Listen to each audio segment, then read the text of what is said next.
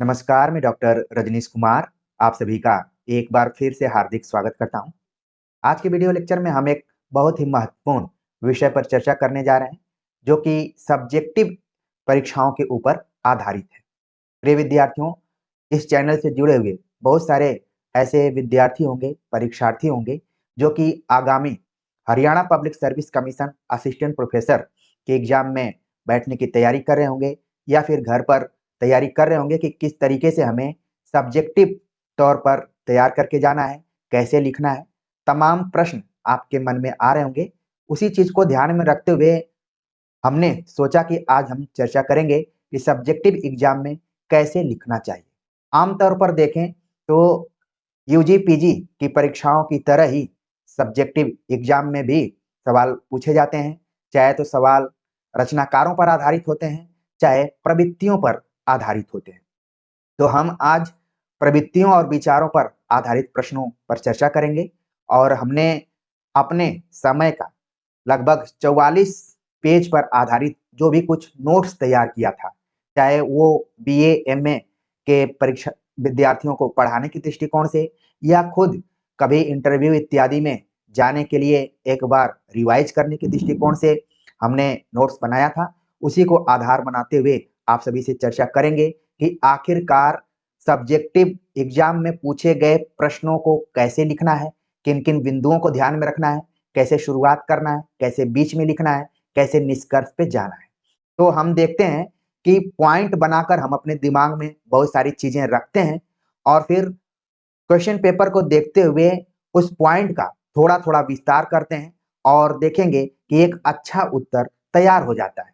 लेकिन इस समय हमें ध्यान रखना पड़ता है टाइम मैनेजमेंट का, क्योंकि अगर हम हरियाणा पब्लिक सर्विस कमीशन की बात करें तो उसमें बताया गया है कि सब्जेक्टिव एग्जाम कुल 150 अंकों का होगा। तो मोटे तौर पर देखा जाए, या तो अंक हो सकते हैं 15 नंबर के 10 प्रश्न, या फिर अगर इसको उलट कर देखें तो 10 क्वेश्चन हो सकते हैं 15 नंबर के। यही संभावना बन सकती है। या फिर थोड़ा बहुत और एक्सपेरिमेंट करें तो कुछ क्वेश्चन 10 नंबर के हो सकते हैं, कुछ क्वेश्चन 5-5 नंबर के टिप्पणी नुमा हो सकते हैं। तो कुल मिलाकर 150 अंक के प्रश्न पूछे जाएंगे, तो हमें उनको लिखना है। तो लिखते समय समय प्रबंधन का ध्यान देना बहुत जरूरी है, तभी आप पूरे क्वेश्चन को सही टाइम में कवर कर पाएंगे। वरना ऑब्जेक्टिव परीक्षाओं में बैठते बैठते हमारी जो आदत है वो छूट चुकी है, तो दिक्कत भी हो सकती है। तो हमें जवाब कैसे देना है? जवाब देना है प्रश्न के अंकों के आधार पर। जिस तरीके के अंक दिए गए हैं उसी के आधार पर हमें समय प्रबंधन का ध्यान रखते हुए जवाब देना है। हम देखते हैं कि विद्यार्थी जीवन में हम जब यूजी और पीजी की परीक्षाओं में जाया करते थे, तो जितना भी सब्जेक्टिव एग्जाम के लिए आंसर तैयार करके जाते थे, तो वहां पर एग्जाम हॉल में लगभग 60 से 70% ही याद आता था। बाकी सब हम बनाकर लिखते थे, या फिर पहले का जो कुछ पढ़े रहते थे उसको मिलाकर आंसर को कंप्लीट कर देते थे। तो हो सकता है कि यहाँ पर भी आप जितनी भी तैयारी करके जाएं, क्वेश्चन को देखते ही आपके कुछ तथ्य भूल सकते हैं और कुछ नए तथ्य जुड़ सकते हैं। तो ठीक हमें वैसे ही तैयारी करना है जैसे कि हम यूजी और पीजी की परीक्षाओं में किया करते थे। लेकिन एक चीज ध्यान रखना है कि यूजी और पीजी के परीक्षाओं में हम दाएं बाएं भी लिख सकते थे, इधर उधर का थोड़ा बहुत लिख लेते थे। लेकिन जब हम इसी परीक्षा के आधार पर किसी नौकरी के लिए चयनित होने जा रहे हैं, तो हमें थोड़ा ठोस लिखना चाहिए। कम लिखना है लेकिन ठोस लिखना है। तो उसी पर हम चर्चा करेंगे। उम्मीद मैं करूंगा कि आखिर तक आप लोग जुड़े रहेंगे, और उस हिसाब से आप समझने का प्रयास करेंगे कि मैं आखिरकार क्या बताना चाहता हूं। मान लीजिए आपकी तैयारी बहुत अच्छी रही, आपका कॉन्सेप्ट भी अच्छा रहा, सारी चीजें अच्छी रही, लेकिन आपकी लिखावट अगर थोड़ी सी गंदी है या फिर खराब है, तो हो सकता है कि आपको इसका नुकसान भी उठाना पड़े। तो थोड़ी लिखावट, खास तौर से मात्रात्मक त्रुटियां ध्यान में रखने की जरूरत है, और प्रस्तुति कि किस तरीके से आप अपने आंसर को प्रस्तुत कर रहे हैं। जैसे कि मैं आप सभी को यहाँ पर बता रहा हूं, तो ढेर सारे विद्यार्थी इस चीज को देखेंगे और समझेंगे, तो हो सकता है कि इसका पालन वो परीक्षाओं में करें तो उनकी प्रस्तुति ठीक हो जाए। लेकिन जब हम कोई नोट्स, कोई किताब पढ़ते हैं, तो बहुत सारे ऐसे तथ्य या फिर उदाहरण एक से अधिक परीक्षार्थियों की कॉपियों में दिखाई पड़ते हैं। तो कैसे थोड़ा बहुत अंतर करते हुए अपनी कॉपी को विशेष बनाना है। विशेष बनाएंगे तभी आपको विशेष नंबर मिलेंगे और आप अच्छा स्कोर कर सकते हैं और कट ऑफ के अंदर में रह सकते हैं। तो ये सारी चीजें शुरुआत में आपको ध्यान में रखना है। इसीलिए हो सकता है कि बहुत सारे विद्यार्थी इसको स्किप करके आगे चले गए होंगे, तो वो नुकसान उठा सकते हैं। मेन चीज वो समझ ही नहीं पाए। इसलिए मेरे नमस्कार के बाद आप जरूर देखिए कि मैं किन किन बिंदुओं पर चर्चा कर रहा हूँ। बहुत ही महत्वपूर्ण ये बिंदु रहे हैं जो कि अनुभव पर आधारित भी हैं और आप लोगों ने भी इसका अनुभव किया होगा, महसूस किया होगा कि हाँ, इसी तरीके से आंसर को देना चाहिए। तो चलते हैं, हम देखते हैं कि किस तरीके के क्वेश्चन बन सकते हैं और हमें उनका आंसर कैसे देना चाहिए। क्योंकि 44 पेजों का ये नोट्स है जिसको कि मैंने टाइप भी करा लिया था, क्योंकि अब मैं इसी प्रोफेशन में हूँ। तो हैंड राइटिंग वाला नोट्स जो होता है, कई बार उसमें जो पेज होते हैं, कई बार वो दूसरे वाले पेज से भी चमकने लगते हैं या फिर उतरा हुआ दिखाई पड़ते हैं और पढ़ाते पढ़ाते घिसते जाते हैं, तो तैलीय अवस्था में वो आ जाते हैं। इसलिए हमने इसको पीडीएफ फॉर्मेट में यहाँ बना लिया हुआ है, तो आपके लिए भी काम में आएगा और मैं जो यूज कर रहा हूँ तो कर ही रहा हूँ। मान लीजिए आप एग्जाम में गए और आपके सामने प्रश्न आ गया कि आदिकालीन साहित्य की प्रमुख प्रवृत्तियों पर विचार कीजिए। तो आपको क्या करना है? पहले परिचय देना है, ठीक है। चूंकि यहाँ मैं पॉइंट वाइज जरूर लिखा हूं, लेकिन अगर आप 4 लाइन या 5 लाइन का एक पैराग्राफ बनाएंगे तो वो ज्यादा बेहतर रहेगा। तो सबसे पहले परिचय देते हुए आपको बताना है कि आदिकालीन साहित्य की प्रमुख प्रवृत्तियों के पीछे की पृष्ठभूमि क्या रही है, यानी उस समय की जो तत्कालीन परिस्थितियां थी उनको आप बता सकते हैं। या फिर इसमें आचार्य रामचंद्र शुक्ल का जो कथन है कि उस समय की जो परिस्थितियां थी, सामाजिक, राजनीतिक, धार्मिक और साहित्यिक परिस्थितियां थी, उनके कोटेशन का यूज करते हुए भी आप आगे बढ़ सकते हैं। नहीं तो इतना भी लिख देंगे कि तत्कालीन परिस्थितियों के संदर्भ में आदिकालीन साहित्य की प्रवृत्तियां निर्मित होती हैं और इस कालखंड में ज्यादातर रासो साहित्य की रचना की गई। हालांकि इसी समय में सिद्धनाथ जैन साहित्य का भी लेखन हुआ, लेकिन आप आचार्य रामचंद्र शुक्ल का ये कथन लिखते हुए कह सकते हैं कि उन्होंने इनको धार्मिक साहित्य माना हुआ। तो आप फोकस कहां पर हो जाएंगे? रासो साहित्य पर हो जाएंगे। फिर इसके बाद आप चीजों को बताते हुए अब रासो साहित्य की जो खास प्रवृत्तियां हैं उसको पॉइंट वाइज अपने दिमाग में रखेंगे। जैसे कि पहला पॉइंट आप रखेंगे ऐतिहासिकता का अभाव, ठीक है। अब इसमें ऐतिहासिकता का कैसे अभाव है? आपके सेंटर में रहेगा पृथ्वीराज रासो।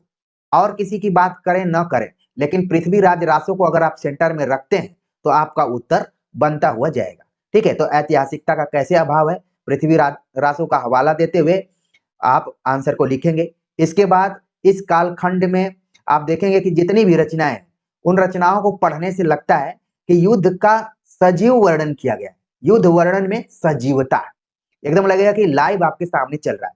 ये उन रचनाकारों की खास विशेषता थी, उनकी एक शैली थी। इसके बाद आप बताएंगे कुछ कोटेशन अगर आपको याद है तो यहाँ पर जैसे मैंने हजारी प्रसाद द्विवेदी का कथन लिखा कि देश पर सब ओर से आक्रमण की संभावना थी, निरंतर युद्ध के लिए प्रोत्साहित करने को भी एक वर्ग आवश्यक हो गया था, चारण इसी श्रेणी के लोग थे, ठीक है। इसके बाद आप पूरा याद कर सकते हैं तो पूरा याद कीजिए, नहीं तो इतना ही दूर तक भी आप याद कर सकते हैं। क्योंकि आप जानते हैं कि आदिकाल का नाम चारण काल भी रहा है, तो उससे लिंक करते हुए अपनी बात को आप रख सकते हैं। इसके बाद अगला जो पॉइंट है, प्रामाणिकता में संदेह। तो जितने भी रासो ग्रंथ हैं सबकी प्रामाणिकता को लेकर थोड़ा बहुत विवाद रहा है और आपके सेंटर में कौन सा ग्रंथ रहेगा? वही पृथ्वीराज रासो रहेगा। उसके आधार पर आप अपनी बातें कहेंगे और यदि उत्तर लिखते हुए आचार्य रामचंद्र शुक्ल का कथन आ जाता है तो आप लिख सकते हैं कि इसके अतिरिक्त और कुछ कहने की जगह नहीं कि यह पूरा ग्रंथ वास्तव में जाली है, ठीक है। तो ये पृथ्वीराज रासो के संदर्भ में आचार्य रामचंद्र शुक्ल ने कहा था, तो उसको आप जोड़ सकते हैं। इससे क्या होगा कि आपका जो आंसर है वो ठोस होता जाएगा। ये नहीं है कि आप कोई उसमें लफाजी कर रहे हैं या फिर इधर उधर केवल पेज भरने की कोशिश कर रहे हैं। आप अपने आंसर में प्रामाणिक चीजों को भी रख रहे हैं। आगे इस कालखंड में आप देखेंगे कि वीर एवं श्रृंगार रस की प्रधानता रही। इसको वीर गाथा काल तो कहा गया, साथ में कुछ ऐसे ग्रंथ रहे जिनमें की श्रृंगार रस की भी प्रधानता रही, ठीक है। तो उसका जिक्र करते हुए आप अपनी पूरी बात लिख सकते हैं। फिर आश्रयदाताओं की प्रशंसा, तो जितने भी रासो ग्रंथ लिखे गए सभी के रचनाकार किसी न किसी राजा के दरबार में थे। तो आप पृथ्वीराज रासो का जिक्र करते हुए, कुछ नहीं याद आ रहा है तो पृथ्वीराज रासो का जिक्र जरूर कीजिए, चंद्रबरदाई का जिक्र कीजिए और फिर पूरा लिखने की कोशिश कीजिए। और जब आश्रयदाताओं की प्रशंसा करेंगे तो उसमें अतिशयता या फिर अतिशयोक्तिपूर्ण वर्णन आना एकदम से तय है। ठीक है, तो उसको आप पूरा इसमें लिख सकते हैं। ठीक, फिर उस समय जो संकुचित राष्ट्रीयता थी, यानी कि जो आज हम राष्ट्र की कल्पना करते हैं, आदिकाल में राष्ट्रीयता कुछ और थी। जितने छोटे छोटे खंड थे राजाओं के, अपना उनके क्षेत्र थे, सबके लिए वो क्या था, देश था आपस में, इसीलिए वो लोग आपस में एक दूसरे से लड़ाई करते थे। तो जो राष्ट्रीयता का स्वरूप वो संकुचित था, इस चीज को आपको ध्यान में रखना है। इसके बाद आप देखेंगे कि कल्पना की प्रचुरता। वैसे भी कोई साहित्य हम पढ़ते हैं तो उसमें कल्पना भी समावेशित होती है, बिना कल्पना की कोई चीज रची ही नहीं जा सकती। तो यहाँ पर कल्पना की प्रचुरता रही है, खासतौर से चारण कवियों की रचनाएं ज्यादातर काल्पनिक ही रही हैं। ठीक है, तो ये सारी बातें आप बताते हुए अब आ जाएंगे आप शिल्प पक्ष के ऊपर। ये आप बताएंगे कि इस कालखंड में एक से अधिक छंदों का प्रयोग किया जाता रहा है, और खासतौर से आप आचार्य रामचंद्र शुक्ल के इतिहास ग्रंथ को आधार बनाते हुए पृथ्वीराज रासो के संदर्भ में उन्होंने जो बताया हुआ कि उसमें एक से अधिक छंद मिलते हैं। ठीक है, और ढेर सारे छंद है, लेकिन जो दोहा छंद है उसमें से मेन रहा है और कवित्व रहा। ठीक है ना, तो इसको आप जोड़ते हुए बता सकते हैं। यहाँ पर लिखा भी गया दोहा, गाथा, पदधरी, ठीक है, रोला, जो आपको याद हो जाए। ये नहीं है कि अगर इसमें से कोई मिस हो रहा है तो आपका आंसर अधूरा हो रहा है, ऐसी कोई बात नहीं। जितना आपको याद है ठोस ठोस, ठीक है ना, जो याद हो जा रहा है उसको जरूर अपने दिमाग में आप रख लीजिए। ठीक, और बता दीजिए कि इसी कारण पृथ्वीराज रासो को छंदों का अजायब घर भी कहा जाता है। तो ये पॉइंट अपने दिमाग में आप रखिए और समय के अनुसार धीरे धीरे उसको आप विस्तार देते जाइए, आपका आंसर बहुत अच्छा होने लगेगा। और इस कालखंड में डिंगल पिंगल भाषा का प्रयोग भी किया जाता रहा। तो डिंगल क्या है, पिंगल क्या है, इन सभी चीजों को आप ऑब्जेक्टिव तैयारी के दौरान भी क्लियर किए हुए थे, और यहाँ पर भी आपको ध्यान में रखना कि भाई डिंगल का मतलब है अपभ्रंश और राजस्थानी, और पिंगल का मतलब है अपभ्रंश और ब्रज भाषा। ठीक है ना, तो ये चीजें जोड़ते हुए बस उसको आपको वाक्य का स्वरूप दे देना है, घबराने की बिल्कुल जरूरत नहीं है। अब हम बात कर लिए शैली की भी, अब अलंकारों का स्वाभाविक समावेश किया गया है। खासतौर से आप देखेंगे इसमें अगर अलंकार की बात करें तो अतिशयोक्ति अलंकार मेन रूप से रख सकते हैं, क्योंकि राजाओं के दरबार में थे सभी कवि, तो उनका चारण गान करते हुए लगातार उनकी बड़ाई पे बड़ाई किए जा रहे थे। तो ये 10 पॉइंट है। मान लीजिए आपने हमारे यहाँ से 10 पॉइंट नोट कर लिया, लेकिन एग्जाम में गए आपको 6 से 7 पॉइंट ही याद आ रहे हैं, तो भी आपको नहीं घबराना है, क्योंकि आपको लिखना शुरू करना है। जितना आपको याद आ रहा है उतना लिखना शुरू कीजिए, फिर जैसे जैसे आपका आंसर अच्छा होता जाएगा तो आपकी स्मृति भी वापस आएगी। आपने क्रिकेट मैच जरूर देखा होगा, कोई भी बैट्समैन अगर जाते ही हड़बड़ाना शुरू कर देता है तो वो बहुत देर तक पिच पर नहीं टिकता है, वो आउट हो जाता है। आपको थोड़ा सा धैर्य रखना है, जितना याद आ रहा है उतना ही आपको लिखने के लिए अपनी कलम को उठा लेना है। ठीक, सब चीज हो गया, इसके बाद आप एक निष्कर्ष के रूप में जा सकते हैं। और हिंदी साहित्य में बार बार अच्छे शिक्षकों के द्वारा बताया जाता है कि आप साइंस की तरह कोई निष्कर्ष नहीं दे सकते, बल्कि उसमें जा सकता है शब्द का प्रयोग आप कर सकते हैं। हो सकता है कि आदिकाल की प्रवृत्तियों पर विचार करते हुए कोई और अलग ढंग से उसको लिखे, क्योंकि सबके लिखने की जो शैली है और सबके अंदर जो मैटर है वो अलग ढंग का है।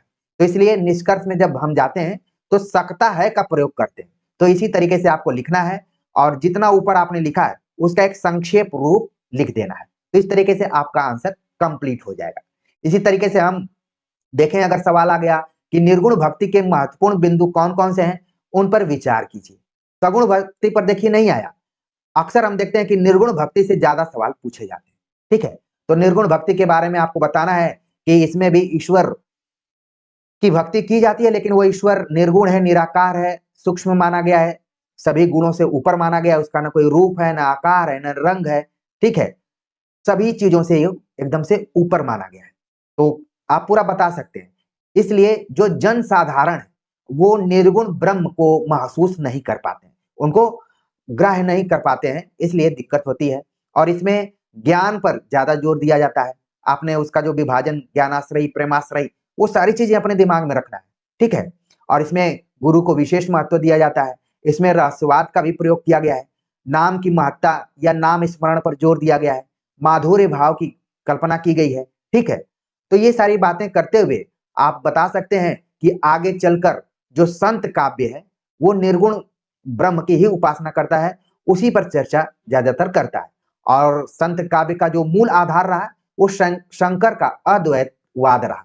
और आपने पढ़ा, इसी चैनल पर मैंने बताया था कि जितने भी वाद आगे चलकर भक्ति काल में विकसित होते हैं सभी अद्वैतवाद के विरोध में पैदा होते हैं। तो उन्हीं सारी चीजों को जोड़ते हुए आप अपनी बातें कर सकते हैं और कह सकते हैं कि नाथ पंथियों से जो निर्गुण कवि थे उन्होंने शून्यवाद, गुरु की प्रतिष्ठा, योग प्रक्रिया को ग्रहण किया है, ठीक है। जो आदिकाल में नाथ सिद्ध साहित्य था वो आगे चलकर भक्ति काल में भी एक खास शाखा को प्रभावित किया। तो ये सारी चीजें आप अपने दिमाग में याद करके रखेंगे तो फिर आपका आंसर अच्छा होता जाएगा। इसके बाद आप देखेंगे कि संत काव्य पर दार्शनिक आधार पर भी सवाल पूछा जाता है कि किस दर्शन से प्रभावित है। तो मैंने बताया कि शंकराचार्य का अद्वैतवाद और उपनिषदों द्वारा जो भी बातें की गई उनका प्रभाव ज्यादातर संत काव्य पर दिखाई पड़ता है, ठीक है। तो इनकी चर्चा करते हुए आप 4-5 कवियों का नाम उसमें जरूर रखिए। कबीर का रखिए, नानक का रखिए, रैदास का रखिए, ठीक है, दादू दयाल का रखिए। 4-5 कवियों का नाम बताते हुए अपनी बातों को आप आगे बढ़ा सकते हैं, ठीक। तो इसी तरीके से बात करना है आपको और ये बताना है कि जो संत काव्य है एकेश्वरवाद की बात करता है, मूर्ति पूजा के खंडन की बात करता है, अवतारवाद का विरोध करता है। यानी कि अगर आपको कुछ नहीं याद आ रहा है तो कबीर के काव्य की जो भी विशेषताएं हैं उनको आप नोट कर लीजिए, ठीक है ना। इसी तरीके से प्रतीकों का प्रयोग किया गया है, ठीक है, उलटवासियों का भी प्रयोग किया गया है। जितनी भी चीजें हैं कबीर से संबंधित उनको संत काव्य से आप जोड़कर देख सकते हैं। अब मान लीजिए आ गया कि संत काव्य की प्रमुख विशेषताओं के बारे में बताइए। तो कबीर के काव्य की जो विशेषताएं हैं उनको आप पॉइंट वाइज यहाँ पर रख सकते हैं। एक चीज आप बता सकते हैं कि जितने भी संत कवि थे वो कविता लिखने के लिए नहीं आए हुए थे, ठीक है। रीति काल में जितने कवियों को आप देखेंगे, खासतौर से रीतिबद्ध कवियों को, तो उनका उद्देश्य ही था कि कविता लिखना है, पहले काव्य लक्षण तैयार करना है, फिर उसके आधार पर कविता लिखना है। लेकिन जितने संत कवि थे उनका क्या था, भाव प्रधान था। उनकी जो अनुभूतियां थी उनको प्रस्तुत करना था। इसलिए उन्होंने कला पर बहुत ज्यादा जोर नहीं दिया कि ये छंद होना चाहिए, ये अलंकार होना चाहिए, ये रस होना चाहिए, इस पर जोर नहीं दिया। क्योंकि भावनाओं पर आधारित था तो इसलिए इसमें भक्ति रस प्रधान रहा और रस गौण हो गए। तो यहाँ पर आपको ध्यान में रखना है कि कला का प्रधान पर जोर नहीं दिया गया। तो ये कुल मिलाकर बात आपको समझना है और समझना है कि इनके कविता में कविता जो थी उपदेशों के लिए लिखी गई है, यानी कि इसीलिए इसको कहा जाता है नवजागरण काल। आपने पढ़ा भी होगा कि भक्ति काल को नवजागरण से भी जोड़ा जाता है। इसके बाद आधुनिक काल में आप आकर देखते हैं कि भारतेंद्र युग को कहा गया पुनर्जागरण काल, ठीक है ना। तो इसी तरीके से चीजें धीरे धीरे निर्मित हुई। तो अपने दिमाग में आपको रखना है कि उस समय के जितने भी कवि थे, खासतौर से संत कवियों की बात करें तो अपने कविताओं के माध्यम से लोगों को जागरूक करना, जिसको कि उपदेश कहा गया।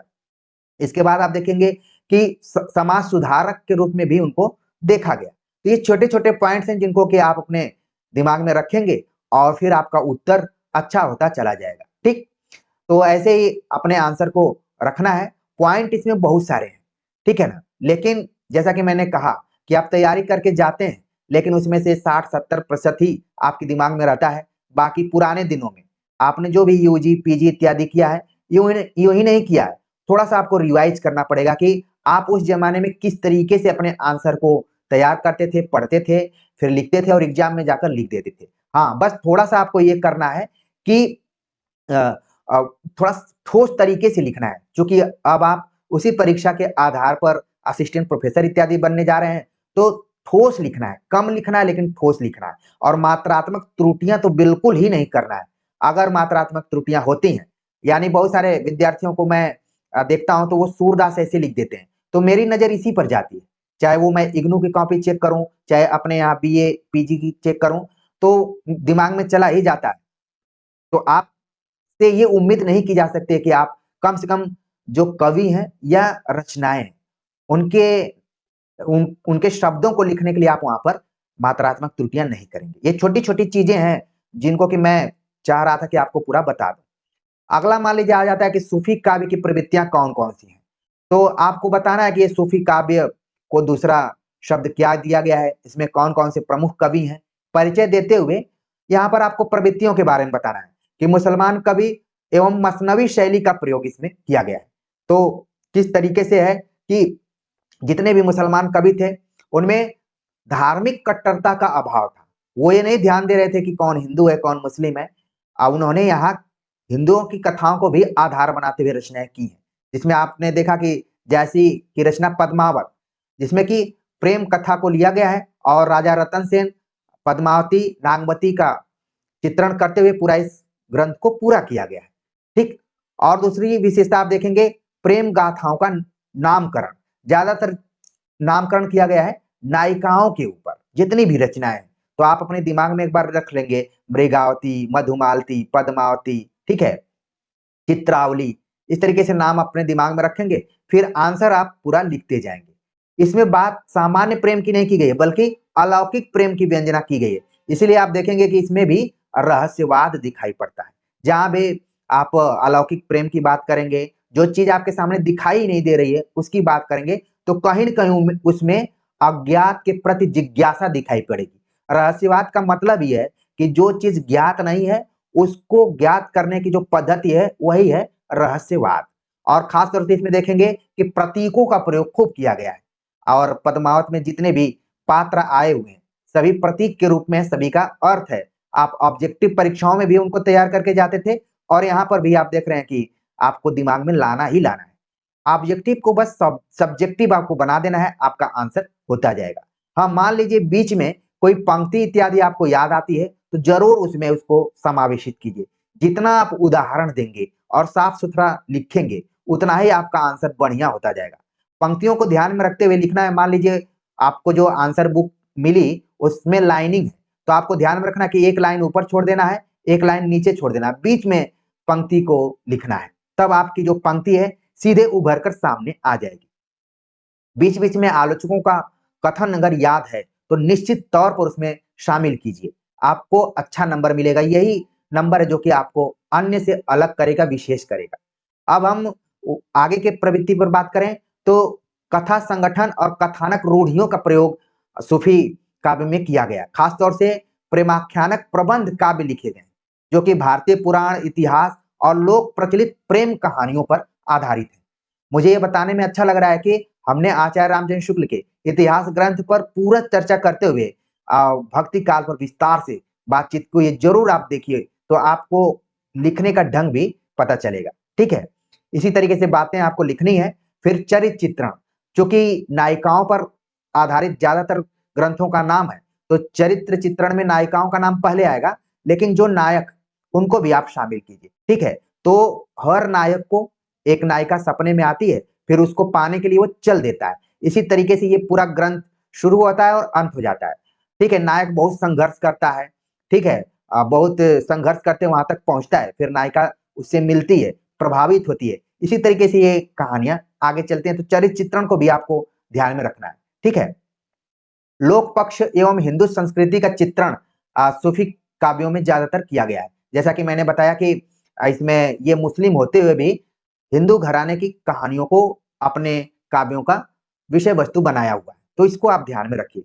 इसके बाद अगर हम बात करें तो प्रेम के अतिरिक्त रस भी इन ग्रंथों में पाए जाते हैं। खासतौर से आप देखेंगे श्रृंगार रस की प्रधानता है। श्रृंगार रस में भी वियोग रस इसमें महत्वपूर्ण है। खासतौर से नागमती वियोग खंड को अगर देखेंगे तो आपको बात और समझ में आ जाएगी।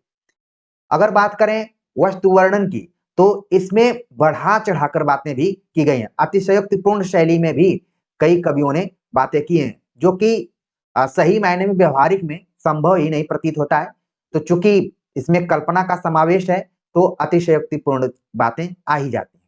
अगर काव्य रूप की बात करें तो मसनवी शैली का प्रयोग किया गया। अब मसनवी शैली क्या है? उसमें ईश वंदना, शाहे वक्त का उल्लेख, कथा का सर्गों या खंडों में विभक्त होना और किसी एक छंद का प्रयोग करना, ये सब क्या है? मसनवी शैली। और खास तौर से हम कहें 12 मासा शैली का प्रयोग करना।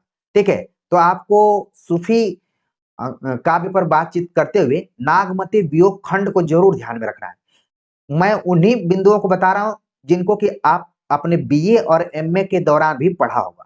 तो ऐसे परीक्षाओं में ये चीजें बहुत तेजी से रिकॉल होती हैं, रिवाइज होती हैं, ठीक है? उम्मीद है कि आप सभी को मेरी बातें समझ में आ रही होंगी। आखिरकार मैं क्या कहना चाहता हूँ? अगर भाषा की बात करूँ, तो जितने भी सूफी कवि हैं, उन्होंने अवधी भाषा का प्रयोग किया हुआ है, ठीक है? अवधी में भी ठेठ ग्रामीण अवधी का प्रयोग किया है, खासतौर से जैसी की बात आती है, तो आप देख सकते हैं यहाँ पर।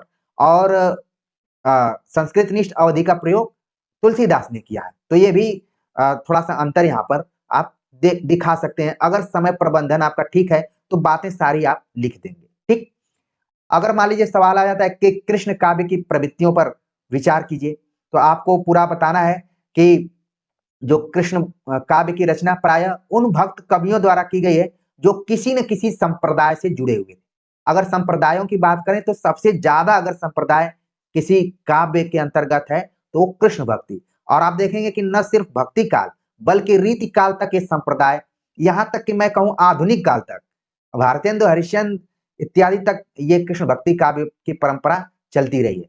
और अंतिम कवि तो इसके जगन्नाथ दास रत्नाकर माने जाते हैं, जिन्होंने उद्धव शतक इत्यादि लिखा, तो वहां तक ये परंपरा चली रही है। तो जो जितने भी कवि हैं, किसी न किसी संप्रदाय से जुड़े हुए हैं, तो उन संप्रदायों की चर्चा करते हुए भी आप अपनी बात को शुरू कर सकते हैं। अगर देखा जाए तो कवियों ने सबसे ज्यादा वर्णन किसका किया है? कृष्ण लीला का वर्णन किया है। यानी कि वो भी बचपन के कृष्ण, बाल लीला का वर्णन ज्यादातर कवियों ने किया हुआ है। तो उसमें आप केंद्र में किसको रखेंगे? सूरदास को रखेंगे, ठीक है ना? जितनी भी बात करेंगे, सूरदास के पद्य आपको याद भी हो जाएंगे और आराम से अपने आंसर को आप बढ़ाते जाएंगे। इसमें कृष्ण के बाल लीलाओं के अतिरिक्त राधा का भी बार बार जिक्र आता रहेगा, तो राधा को आपको ध्यान में रखना है। अब कृष्ण के किस रूप का वर्णन किया गया, ये चीज आपको ध्यान में रखना है। लोक रंजनकारी, यानी ऐसे कृष्ण जो कि आम मनुष्य की तरह, जैसे कोई छोटा बच्चा हरकत करता है, वैसे कृष्ण है। यही अंतर हो जाता है राम और कृष्ण दोनों में। कृष्ण को आप देखेंगे कि लगेगा कि आपके बीच से ही कोई बच्चा है। और नहीं भूलना चाहिए कि जब भी कृष्ण जन्माष्टमी आती है, तो हर छोटा बच्चा जो 2 साल का है, 3 साल का है, कृष्ण बना हुआ आपको दिखाई पड़ता है। लगता है कि कृष्ण का रूप वहां पर आ ही गया है। तो लोक रंजनकारी मतलब जो आम जनमानस है, उसका रंजन करने वाला, उसको अपने तरफ आकर्षित करने वाला रूप, ठीक है? इसीलिए आप देखेंगे इसमें ज्यादातर माधुर्य रस की भावना होती है। हालांकि सूरदास ने कृष्ण को अपना सखा माना हुआ, तो सख्य भाव वहां पर दिखाई पड़ता है। तो ऐसी बातों को अपना करना है और संप्रदायों का जिक्र कर देना, जिसमें चैतन्य संप्रदाय, हरिदासी संप्रदाय, निम्बार्क संप्रदाय, इनका जिक्र करते हुए आप एक यहाँ पर इस तरीके से बना भी सकते हैं, ठीक है ना? बनाकर बता सकते हैं पूरा एक चार्ट नुमा, ठीक? थोड़ा बहुत अलग करेंगे तभी अच्छा नंबर मिलेगा। इसके बाद आपको बताना है कि इसमें प्रेम लक्षणा भक्ति है, ठीक? तो प्रेम लक्षणा, तो यहाँ पर आप देखेंगे कि कई लोग कृष्ण को केंद्र में रखे हुए हैं, कई राधा को कृष्ण में रखे हुए हैं, ठीक है ना? तो दोनों का वर्णन करते हुए अपने प्रेम भक्ति को वहां पर प्रस्तुत किया गया है, ठीक? तो यहाँ पर बताया भी गया कि कृष्ण काव्य में रति भाव के तीनों रूपों का, कोई दाम्पत्य रति, वात्सल्य रति और भगवत विषयक रति, तीनों का जिक्र कृष्ण भक्ति काव्य में दिखाई पड़ता है। इसके बाद अगर हम बात करें सौंदर्य चित्रण का, तो सौंदर्य चित्रण में प्रेम, सौंदर्य और श्रृंगार रस, तीनों का रूप यहाँ पर दिखाई पड़ता है। और खास तौर से कृष्ण के बाल सौंदर्य की झांकी सभी कवियों ने प्रस्तुत करने की कोशिश की हुई है। इसीलिए आपको कुछ यहाँ पर अ, पद भी याद होने चाहिए। तो अन्य किसी कृष्ण भक्ति का ना याद हो, लेकिन सूरदास का तो जरूर आपको याद करना है, ठीक है ना? उनके बिना आपका क्वेश्चन क्या होगा? अधूरा हो जाएगा। तो देखेंगे आपकी ज्यादातर जो यमुना तट है, वृंदावन है, ठीक है? इसी के आसपास के इलाके का जिक्र कृष्ण के बाल लीलाओं के रूप में किया जाता रहा है। तो यहाँ पर कुछ पंक्तियां हैं, उनको भी आप ध्यान में रख सकते हैं। इसी तरीके से अब आप देखेंगे प्रकृति चित्रण। प्रकृति चित्रण काफी मोस्ट इंपॉर्टेंट रहा है अगर कृष्ण काव्य के बारे में बात करें तो, क्योंकि कृष्ण की लीलाएं ही प्रकृति की गोद में ही हुई हैं, ठीक है ना? वो क्षेत्र है ब्रज भूमि, ठीक? जिसको कि आज हम मथुरा, वृंदावन, गोकुल के नाम से जानते हैं, और वही ब्रज भूमि है। तो यहाँ पर आप देख रहे हैं कि प्रकृति चित्रण को लेकर सूरदास के पदों में आप खूब देखेंगे, वहां से कोई पद जरूर आप अपने दिमाग में रख लीजिए। इसके बाद रस योजना की बात करें तो यहाँ पर आप देखेंगे कि वात्सल्य और श्रृंगार दो रसों की प्रधानता रही है, खासतौर से वात्सल्य की ज्यादा चर्चा होती रही है। तो आप उस कोटेशन को अपने दिमाग में जरूर रख सकते हैं, जिसके बारे में कहा गया कि आचार्य रामचंद्र शुक्ल ने कहा कि सूरदास अपने अंधों आंखों से वात्सल्य रस के कोने कोने को देखने की कोशिश की हुई थी, ठीक है ना। तो इस तरीके से आप हूबहू कोटेशन को नोट कर सकते हैं, या फिर उसका भावार्थ भी याद हो तो उसको भी आप अपने आंसर में जोड़ सकते हैं। ये सभी जो पॉइंट है ये आपके आंसर को मजबूत करेंगे, ठीक। तो आप हजारी प्रसाद द्विवेदी का कुछ कोटेशन दे सकते हैं, या फिर रामचंद्र शुक्ल का दे सकते हैं, जो भी आपको याद हो, ठीक। अगर हम रीति तत्व के बारे में बात करें तो आप देखेंगे कि कुछ ऐसे ग्रंथ हैं जैसे कि साहित्य लहरी सूरदास का, उसमें नायिका भेद और अलंकार वर्णन भी करने की कोशिश की है। इसके पहले मैंने बताया कि संत कवियों ने कला को केंद्र में नहीं रखा, लेकिन आगे चलकर धीरे धीरे आप देखेंगे कि भाव के साथ साथ कला पर भी जोर देने लगे थे कवि लोग। तो यहाँ पर आप देखेंगे कि साहित्य लहरी, इसके अतिरिक्त नंददास की जो रचना रस मंजरी है उसमें भी नायिका भेद इत्यादि की बात की गई। तो ये पॉइंट जरूर ध्यान में रखिए, क्योंकि मैं बार बार इस बात पर जोर दे रहा हूँ कि हम जैसे ही परीक्षाओं में जाते हैं तो बहुत सारी चीजें भूलने लगती हैं, और घर पर जब आते हैं तब लगता है कि ये पॉइंट हमें जरूर जोड़ना चाहिए। तो क्यों न समय रहते ही अगर आप अभी तक बने हुए हैं हमारे साथ, तो आपको बहुत लाभ होने वाला है। ये छोटी छोटी चीजें बहुत कम लोग बताते हैं, ज्यादा से ज्यादा लोग अपने चैनल के बारे में, अपने कोर्स के बारे में, अपने विद्वत्ता के बारे में बताना शुरू कर देते हैं। लेकिन यहाँ पर आप देख रहे हैं कि अभी भी मैं अपने को परीक्षार्थी के तौर पर ही बता रहा हूँ कि जैसे जैसे मैं अपने उन दिनों को याद करता हूँ जब यूजी और पीजी में एग्जाम में जाता था, तो मैं बहुत एक सलामी बल्लेबाज की तरह जाता था और इतना प्रैक्टिस करके जाता था कि जो रूम पर हम लिखा करते थे एक भी शब्द इधर उधर नहीं होता था। बहुत सारे हमारे बहुत विद्यार्थी यहाँ पर जुड़े हैं, वो भी इस प्रक्रिया से गुजरे होंगे, वो भी अपने को इतना महारथी जरूर बनाए होंगे कि अभ्यास के बाद एग्जाम में हूबहू सभी शब्दों को लिख कर आए होंगे। उसके लिए आपको अभ्यास करना पड़ता है। तो उसी हिसाब से मैं बता रहा हूँ, क्योंकि आपका कोई पॉइंट वहां पर छूटे ना। अगर काव्य रूप की बात करें तो आप देखेंगे कि यहाँ पर महाकाव्य, खंड काव्य, प्रबंध काव्य इत्यादि तरीके का लिखने का प्रयास कवियों ने किया हुआ है, ठीक है ना। तो काव्य के अलग अलग रूप हैं, खासतौर से आप देखेंगे कि दो तरीके, श्रव्य और दृश्य।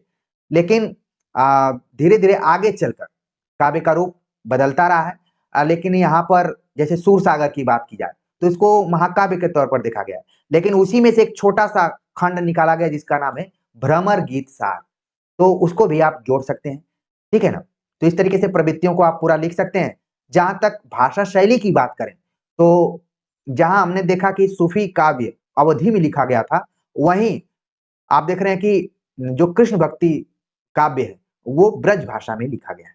तो इसको आपको नोट करना, अपने दिमाग में रखना है, वैसे भी आप नोट किए ही होंगे। तो इसमें उदाहरण ज्यादातर आपको सूरदास और नंददास का ही देना है, ठीक है। और आचार्य रामचंद्र शुक्ल का अगर कोई कथन याद हो तो उसको जरूर आप शामिल कीजिए। हाँ, उत्तर आपका और सॉलिड हो तो उसमें मीराबाई को भी जोड़ दीजिए। जहां भी आपको मौका मिले, समय मिले, तो मीराबाई को भी जोड़िए, जिससे कि अगर कोई महिला प्रोफेसर आपकी कॉपी चेक करने आए तो उसको भी तसल्ली हो कि हाँ, मीराबाई को नहीं छोड़ा है, मीराबाई को भी लिखा हुआ है। ये कुछ अंक पाने के मैं गुरु मंत्र दे रहा हूँ। आपको हर एंगल देखना है कि पुरुष भी कॉपी को चेक कर सकता है, महिला भी कॉपी को चेक कर सकती है। अब पता चला महिला कॉपी चेक करने आई और आपने कृष्ण भक्ति के बारे में खूब बड़ी बड़ी बातें लिखी हैं और मीराबाई को ही नहीं लिखा है, तो फिर दिक्कत में फंस सकते हैं। जब मीराबाई को आप लिख दिए तो रसखान को भी मत छोड़िए, उनको भी जरूर लिखिए। हो सकता है कोई भी कॉपी आपको आपका चेक करने के लिए आ जाए। तो प्रिय विद्यार्थियों, ये छोटी छोटी बातें हैं मगर मोटी मोटी हैं, इनको जरूर आप ध्यान में रखिए।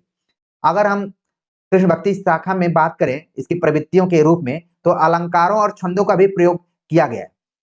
तो ज्यादातर आप देखेंगे कि उपमा, रूपक, उत्प्रेक्षा, विभावना, असंगत, प्रतीक इत्यादि अलंकारों का प्रयोग किया गया है। तो खास तौर से आप देखेंगे कि सूरदास के पद्यों में जिन अलंकारों का ज्यादातर प्रयोग है कुछ आलोचकों ने खास अलंकारों का नाम बताया कि ये रूपक के बादशाह थे, ये उत्प्रेक्षा के बादशाह थे, ठीक है। तो इस तरीके से भी आलोचकों ने कहा हुआ है, तो उसको आप नोट कर सकते हैं, ठीक है ना। तो ये सब अलंकार हैं, जितना यहाँ पर लिखा गया उसको भी आप लिख देंगे तो भी आपका आंसर कंप्लीट हो जाएगा। इसके बाद अगर हम बात करें, मान लीजिए सबसे हटकर भ्रमर गीत परंपरा से ही सवाल आ जाता है कि भ्रमर गीत परंपरा के बारे में बताइए, तो उसके लिए आपको उद्धव गोपी संवाद को ध्यान में रखना है, उसके आधार पर परंपरा के बारे में बताना है। पहले तो बताना कि भ्रमर गीत का तात्पर्य क्या है, ये एक उपालंब काव्य है, उसको बताते हुए भ्रमर का अर्थ क्या है, रस लोलुप से लगाया जाता है, प्रतीकात्मक रूप में है, ठीक है।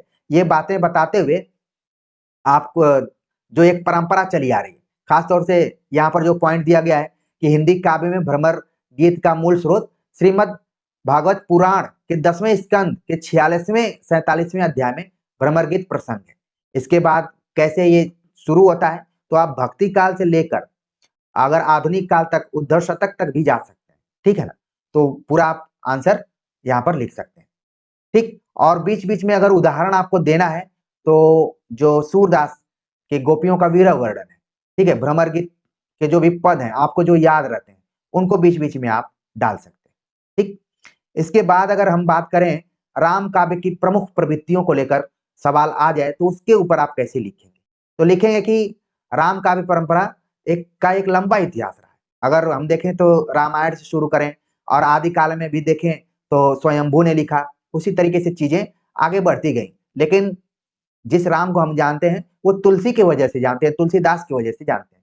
तो ये बातें पूरा लिखते हुए और बताना कि रामचरितमानस जो है वो हिंदू धर्म, संस्कृति, आचार विचार का एक प्रतिमान बन गया और यह ग्रंथ जितना लोकप्रिय हुआ शायद ही और कोई ग्रंथ लोकप्रिय हुआ होगा। तो ये बातें करते हुए आप इस पे चर्चा करते हुए अपनी बात को आगे बढ़ा सकते हैं। तो आप देखेंगे राम काव्य परंपरा में सबसे पहले राम के रूप की चर्चा की गई है, उनका स्वरूप क्या रहा, ठीक है। तो स्वरूप को लेकर भी कि ये विष्णु के अवतार के रूप में राम थे और इनके जीवन को आधार बनाते हुए फिर कई ग्रंथ लिखे गए, ठीक। तो आपको केंद्र में किसको रखना है, ज्यादातर आपको रखना है रामचरितमानस को और तुलसीदास को, ठीक है। तभी आपका आंसर थोड़ा सा सॉलिड रहेगा। और चूंकि आप सबको नहीं याद कर सकते तो जो मेन है उसको जरूर याद कीजिए। ऐसे ही बात करते हुए आपको बताना है कि हम जिस राम की बात करें वो दशरथ के पुत्र के रूप में है और उनकी मानवीय लीलाएं करते हुए उनको दिखाया गया मनुष्य के रूप में। भले हम उनको ईश्वर के रूप में देखें लेकिन रामचरितमानस में उनको एक मनुष्य के रूप में तुलसीदास ने दिखाया है। फिर राम शक्ति, शील और सौंदर्य के भंडार के रूप में रहे। ये कुछ शब्द हैं, शब्दावलियां हैं जिनको कि अपने आंसर में आपको रखना है। अगर इनको छोड़ देते हैं तो आपका आंसर थोड़ा सा कमजोर हो जाएगा, इस चीज को आप ध्यान में रख सकते हैं। और साथ में बताया गया कि जो तुलसीदास के राम हैं वो लोक रक्षक हैं, ठीक है, अधर्म के विनाशक और धर्म के संस्थापक के तौर पर देखे गए। इसके पहले हमने अभी कृष्ण के बारे में बताया जिनको कि बताया गया कि वो लोक रंजक है। राम क्या है, लोक रक्षक है और कृष्ण लोक रंजक है। इन दोनों शब्दों को ध्यान में रखिए।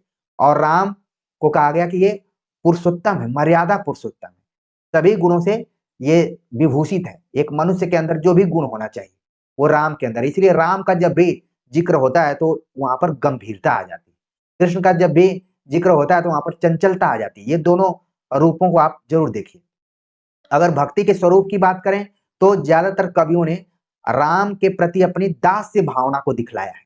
कृष्ण भक्ति में ज्यादातर कवियों ने सख्य को या फिर माधुर्य भाव को दिखाया है, लेकिन राम की जब भी बात की जाती है तो दास्य भावना यहाँ पर केंद्र में आ जाती है, ठीक।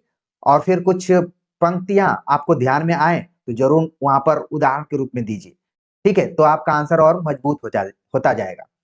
और देखेंगे आप कि तुलसीदास को केंद्र में रखना है तो तुलसीदास की ढेर सारी रचनाएं जो कि राम के आसपास में दिखाई पड़ती हैं। रामचरितमानस को तो हम जानते हैं, लेकिन विनय पत्रिका इत्यादि को भी राम से ही जोड़कर देखा जाता है कि तुलसीदास ने अपनी भक्ति भावना को प्रस्तुत करने के लिए विनय पत्रिका लिखा है, ठीक। और किस भाषा में विनय पत्रिका, ये सब आप वहां पर ध्यान रखिए, ये न लिख दीजिए कि अवधि में है, आप जानते हैं कि किस भाषा में है, ठीक है ना। तो ये सारी छोटी छोटी चीजें जरूर आप ध्यान में रखिए, क्योंकि आंसर लिखते समय चीजें छूटने लगती हैं, कई बार हड़बड़ाहट भी होने लगती है, राइटिंग भी खराब होने लगती है। तो ये ध्यान रखना है। इसीलिए मैंने सोचा कि एक एक पॉइंट आपके सामने मैं प्रस्तुत करूं, जिससे कि आपको लगे कि नहीं, एक बैठक में मैं चाहता तो 2 मिनट 3 मिनट का भी वीडियो बना सकता था, बहुत सारे व्यूज भी आ जाते, लेकिन हमारा एक उद्देश्य ही नहीं। इसी में चर्चा करते हुए आप तुलसीदास की थोड़ी सी भक्ति भावना पर विचार करते हुए अपनी बातों को लिख सकते हैं। और यहाँ पर आचार्य रामचंद्र शुक्ल के बहुत सारे कथन हैं, वो यहाँ पर सामने आ जाते हैं और उनको आप जरूर समावेशित कीजिए, आपका आंसर अच्छा होगा। आप देखेंगे कि समन्वयवादी प्रवृत्ति भी राम काव्य परंपरा में दिखलाई पड़ती है, जो कि तुलसीदास से ही जुड़ी हुई है। तो तुलसीदास का उल्लेख करते हुए पूरा आप यहाँ पर देखिए कैसे उन्होंने समन्वय किया। ठीक है, धर्म, जाति, संप्रदाय, भाषा सभी के को उन्होंने समन्वित रूप में देखने का प्रयास किया, सामंजस्य स्थापित करने की कोशिश की। ठीक है, तो ये बातें आप पूरा लिख सकते हैं। चाहे वो सगुण भक्ति की बात हो, चाहे निर्गुण भक्ति की बात हो, शैव वैष्णव की बात हो, ज्ञान और भक्ति की बात हो, राजा और प्रजा की बात हो, सब में समन्वय करने की कोशिश तुलसीदास ने की, जो कि राम काव्य परंपरा की एक प्रवृत्ति के रूप में दिखाई पड़ता है। तो ऐसे जोड़ते हुए अपनी बात को आपको रखना है। इसके बाद मूल्यबोध और युग बोध। ठीक है, मूल्यबोध यानी कि आपने राम के जीवन से क्या सीखा, यानी राम काव्य परंपरा में जितने कवि थे उन्होंने अपनी रचनाओं के माध्यम से क्या प्रस्तुत करने की कोशिश की, और उस समय का जो युग था या समय था, समाज था, उसको आप उससे किस तरीके से जुड़ते हैं या फिर उसको आप समझते हैं। तो पूरा यहाँ पर है, चीजें बताई गई हैं कि राम के चरित्र के द्वारा आदर्श दिखाई पड़ता है कि एक पुत्र का आदर्श कैसा होना चाहिए, एक मित्र का आदर्श कैसा होना चाहिए, एक राजा का आदर्श कैसा होना चाहिए, एक पति का आदर्श कैसा होना चाहिए, परिवार का आदर्श कैसा होना चाहिए। बाद में चलकर राम के पति वाले आदर्श को प्रश्न के घेरे में भी रखा गया, जिसपे आप बहुत सारा विवाद देख चुके होंगे, लेकिन अपने आंसर में इसको बिल्कुल नहीं समावेशित करना है, जिससे कि आपका आंसर खराब हो। ठीक, तो इसी तरीके से आपको बात लिखना है और फिर बताना है कि आचार्य रामचंद्र शुक्ल ने लिखा कि अगर आप भारतीय जनता को जानना चाहते हैं, भारतीय जनता का प्रतिनिधि कवि यदि किसी को कह सकते हैं तो इन्हीं महानुभाव को, यानी कि तुलसीदास को कह सकते हैं। इनकी वाणी की पहुंच मनुष्य के सारे भावों और व्यवहारों तक है, व्यक्तिगत साधना के साथ ही साथ लोक धर्म की अत्यंत उज्जवल छटा उसमें वर्तमान है। तो इन सभी कोटेशंस का यूज करते हुए आप अपनी बात को रख सकते हैं। आगे की जो प्रवृत्ति है वो नारी विषयक दृष्टिकोण, यानी कि उस जमाने में स्त्री को देखने का नजरिया क्या होता था, तो इसको लेकर रामचरितमानस और तुलसीदास दोनों प्रश्न चिन्ह के घेरे में रहे हैं। ठीक है, फिर भी आप अपने आंसर में इसको समावेशित कर सकते हैं। ठीक है, बस ये हो कि निगेटिव ना हो। निगेटिव करने के लिए जब आप नौकरी में आ जाएं, इसके बाद आप जो भी बयान दें वो ज्यादा बेहतर रहेगा। ठीक है ना, तो ऐसी बातों को लिखते हुए आगे बढ़ जाना है। फिर इसके बाद शिल्प पक्ष पर आ जाना है कि प्रबंध रचना की प्रवृत्ति कैसी रही। जितने भी राम कथा को आधार बनाते हुए रचनाएं लिखी गई, सभी में प्रबंध काव्यात्मक उनका स्वरूप रहा है। ठीक है, इस तरीके से बात करते हुए ये भी बताना है कि उसमें रामचरितमानस को केंद्र में रखा। रामचरितमानस क्यों ज्यादा फेमस रहा कि रचना कौशल के दृष्टिकोण से, प्रबंध पटुता के दृष्टिकोण से, सहृदयता के दृष्टिकोण से, सभी गुणों का समाहार अगर किसी ग्रंथ में दिखाई पड़ता है तो वह रामचरितमानस। ठीक, तो ऐसी बातों को लिखना है। इसके बाद आपको उस समय में जो काव्य शैलियां थी, छंदों का प्रयोग, अलंकारों का प्रयोग जो था, उसको लिखते हुए अपने आंसर को आगे बढ़ाना है। अगर रस की बात करें तो ज्यादातर भक्ति रस की ही प्रधानता रही, कई जगहों पर शांत रस को भी हम मान सकते हैं। ठीक है, तो यही दो प्रधान रस हमें राम काव्य में दिखाई पड़ते हैं। ठीक, जबकि तुलसी की बात करें तो उनके रामचरितमानस में लगभग जो भी महत्वपूर्ण रस रहे, अगर पूरे रामचरितमानस की बात करें तो सभी रस उसमें दिखाई पड़ जाते हैं। तो पूरा यहाँ पर है, एक आध दो उदाहरण आप दे सकते हैं, जैसे कि यहाँ पर श्रृंगार रस का उदाहरण दिया गया कि जब राम पहली बार सीता को देखते हैं तो किस तरीके से देखते हैं और कैसे उनके ऊपर मंत्रमुग्ध हो जाते हैं।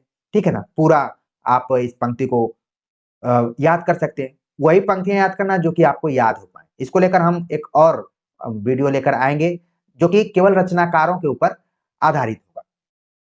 अब रामचरितमानस की बात कर रहे हैं तो उसकी भाषा अवधी भाषा रही, तो पूरा आपको बताना है। और अवधी सूफी कवियों की तरह नहीं रही कि ठेठ अवधी, बल्कि संस्कृत निष्ठ अवधी का प्रयोग इसमें किया गया। संस्कृत समावेशित अवधी, यानी कि अवधी बोली तो है लेकिन थोड़ा सा उसका परनिष्ठित रूप दिखाई पड़ता है। ठीक, इसके बाद उत्तर के केंद्र में ज्यादातर तुलसीदास और रामचरितमानस ही रहेंगे।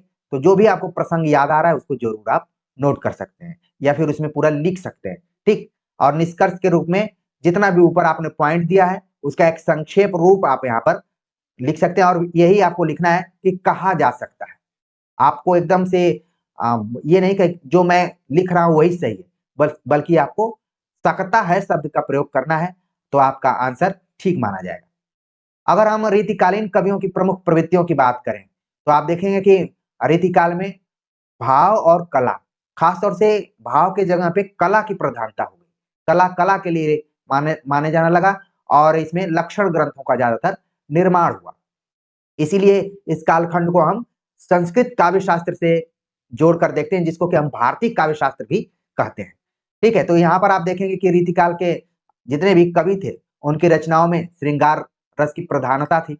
ठीक है, और ये आश्रयदाताओं के आश्रय में रहा करते थे। दरबारी कवि थे, दान पराक्रम आदि इनको ये अपने आश्रयदाताओं के दान के बारे में, उनके पराक्रम के बारे में लिखा करते थे और अलंकारिक वर्णन करते थे, जिससे इनको धन की प्राप्ति होती थी। ठीक वैसे ही जैसे वर्तमान समय में आप देखेंगे कि कई जगहों पर टॉप करने के बाद आपको आपके प्रति धन की वर्षा की जाने लगती है। तो जहां भी धन की वर्षा होती उधर ही आपका झुकाव हो जाता है। तो यहाँ पर जिस तरीके से देखा गया कवियों ने पुरस्कार पाने के लिए अतिशयोक्तिपूर्ण वर्णन करना शुरू कर दिया और बाद में इसीलिए इस काल को हम अंधकार काल भी कहते हैं। कई जगहों पर आपने पढ़ा होगा, ठीक है ना। तो जितना योगदान भक्ति काल का था हिंदी साहित्य के कविताओं के विकास में, शायद रीति काल थोड़ा वहां सा कमजोर प्रतीत होता है। तो ये सारी चीजें आप क्रिटिकल तरीके से लिख सकते हैं, ठीक है ना। और इसमें आप देखेंगे कि दरबारी दरबारी कविताओं का इसमें प्रभाव तो था। आगे चलकर इसको कई भागों में भी बांटा गया, रीतिबद्ध, रीति सिद्ध, रीति मुक्त, इन सभी की चर्चा करते हुए आप लिख सकते हैं। और यहाँ पर काव्यांग परिचय कवियों के बारे में बताते हुए आप दो चार कवियों का नाम लिख सकते हैं, जैसे कि जसवंत सिंह का भाषा भूषण। इसी तरीके से जितने भी रीतिबद्ध कवि हैं उनको आप जोड़ते हुए अपनी बात कर सकते हैं, ठीक। और फिर आप देखेंगे कि रीति निरूपण और काव्य रचना को समान महत्व देने वाले कौन कौन से कवि थे, जिसमें बिहारी, भूपति, मतीराम, देव इत्यादि का नाम आराम से आप दे सकते हैं। बहुत सारे यहाँ पर कवि हैं। अगर आपको 4-5 कवि भी याद हैं जो कि आपके बीए और एमए के पाठ्यक्रम में लगे हुए थे, तो भी आपका काम चल जाएगा। बस आप प्रेजेंस ऑफ माइंड का प्रयोग करते हुए आपको लिखना है। इस काल में अलंकार की प्रधानता रही, अलग अलग अलंकार आपको दिखाई पड़ते हैं। और रीतिकाल भी हम आचार्य रामचंद्र शुक्ल के आधार पर लगातार आप सभी से चर्चा करते हुए पढ़ा रहे थे सीरीज के अंतर्गत। तो वहां पर भी इन सारी चीजों पर हम जोर दे रहे थे कि रस, अलंकार, नायिका भेद पर ज्यादातर जोर रीतिकालीन कवियों ने दिया हुआ है। तो कुछ आपको कोटेशन भी देना है। और एक कोटेशन यहाँ पर आप देख रहे हैं कि इतना फेमस है, इतना फेमस कि कोई कॉपी चेक करने वाला हो या फिर ऑब्जेक्टिव एग्जाम देने गए हो, तो वहां पर भी ये पूछ लिया जाता है, ठीक है। तो केशव के इस अलंकार की परिभाषा को आप यहाँ पर कोटेशन के तौर पर यूज कर सकते हैं, आपका आंसर और अच्छा हो जाएगा। बाकी आप बिहारी के भी दोहों को इसमें जोड़ सकते हैं, ठीक है। जो भी याद हो, कम से कम एक विशेषता में एक कोई ना कोई उदाहरण जरूर होना चाहिए। यहाँ पर आप देख रहे हैं कि आदिकाल की तरह ही रीतिकाल में भी आश्रयदाताओं की प्रशंसा की गई है, खूब खुल कर की गई है, ठीक है ना। इसमें तो पुरस्कार भी मिलता था। आदिकाल वाले बेचारे केवल उत्साहित ही करते रह गए और कई तो शहीद हो गए। लेकिन यहाँ पर तो कविताओं को करने के बाद, आश्रयदाताओं की प्रशंसा करने के बाद पुरस्कार भी मिलता था। इसीलिए आप देखें कि ज्यादातर विलासिता ही यहाँ पर दिखाई पड़ी। तो जितने भी कवि थे सभी किसी न किसी के दरबार में थे। तो कुछ ग्रंथों का नाम आपको ध्यान में रख लेना है, जैसे भवानी विलास हो गया, सुजान चरित की बात मैं कर रहा था जब सुदन को पढ़ा रहा था, तो ठीक है। शिवा बावनी, छत्रसाल दशक इत्यादि ग्रंथों का नाम आप याद रख लीजिए, कवियों का नाम याद रखते हुए बातें आप पूरा लिख सकते हैं। और बात करें हम, तो इस कालखंड के जितने भी कवि थे वो चमत्कार प्रदर्शन करने में और अपनी विद्वत्ता दिखाने में काफी माहिर थे। तो बहुज्ञता और चमत्कार प्रदर्शन, जिसको कि हम पांडित्य प्रदर्शन भी कहते हैं, इन कवियों में दिखाई पड़ती है। तो कहाँ कहाँ पर ज्योतिष, पुराण, आयुर्वेद, गणित, ठीक है, काम शास्त्र, नीति, चित्रकला इत्यादि विषयों में की जानकारी दिखाई पड़ती है कि ये सभी कवि केवल नायिका भेद ही नहीं करते थे, बल्कि उनको एक से अधिक क्षेत्रों और विषयों की जानकारी भी थी। तो ये सारी चीजें हैं जिनको कि आप नोट कर सकते हैं। और कोटेशन के तौर पर कुछ कोटेशन जिसमें कि ये सभी उल्लिखित हो तो आप यूज भी कर सकते हैं। अगर कोटेशन जितना ज्यादा यूज करेंगे उतना आपके लिए फायदेमंद होगा। इस कालखंड में आप देखेंगे कि पीछे की जो भक्ति काल की परंपरा रही है वो भी दिखाई पड़ती है। भक्ति और नीति परक दोहे भी लिखे गए। खासतौर से राधा कृष्ण के नाम पर ढेर सारे दोहे लिखे गए हैं जिसमें कि बिहारी का आप पूरा नाम नोट कर सकते हैं, या फिर भिखारी दास, बिहारी का मेरी भव बाधा और राधा नागरी सोए वाला आप जोड़ सकते हैं। या फिर यहाँ पर भिखारी दास ने कहा कि रिझिए सु कभी ज्योति जानी कविताई, भिखारी न तो राधिका कन्हाई सुमिरन को बहानो। ठीक है, तो यहाँ पर कहा गया कि जो भक्ति और नीति पॉइंट है, ये राधा कृष्ण को आधार बनाकर बात कोई और कहानी थी, ये तो मात्र एक बहाना है। ठीक है, तो बहाने भी आप जानते हैं कि कैसे खोजे जाते हैं। तो ढेर सारी बातें हैं और नीति संबंधी भी बहुत सारे अ, पद लिखे गए हैं जिसमें कि आप देखेंगे घाघ, बैताल, वृंद, गिरधर दास इत्यादि की चर्चा हमने आचार्य रामचंद्र शुक्ल सीरीज के अंतर्गत किया हुआ है। आप यहाँ पर पॉइंट वाइज जरूर नोट कर लीजिए कि कौन भक्ति, कौन नीति, कौन बहुज्ञता, कौन रीतिबद्धता से जुड़ा हुआ कवि है, तो आपका कॉन्सेप्ट क्लियर रहेगा। ऐसे ही पूरा आपको आंसर दे देना है। और नारी भावना, अगर इस कालखंड में आप देखेंगे कि नारी भावना कैसी रही, तो बस नायिका भेद के कारण वो केंद्र में रही। बहुत अच्छी स्थिति नहीं थी उस जमाने में, ठीक है?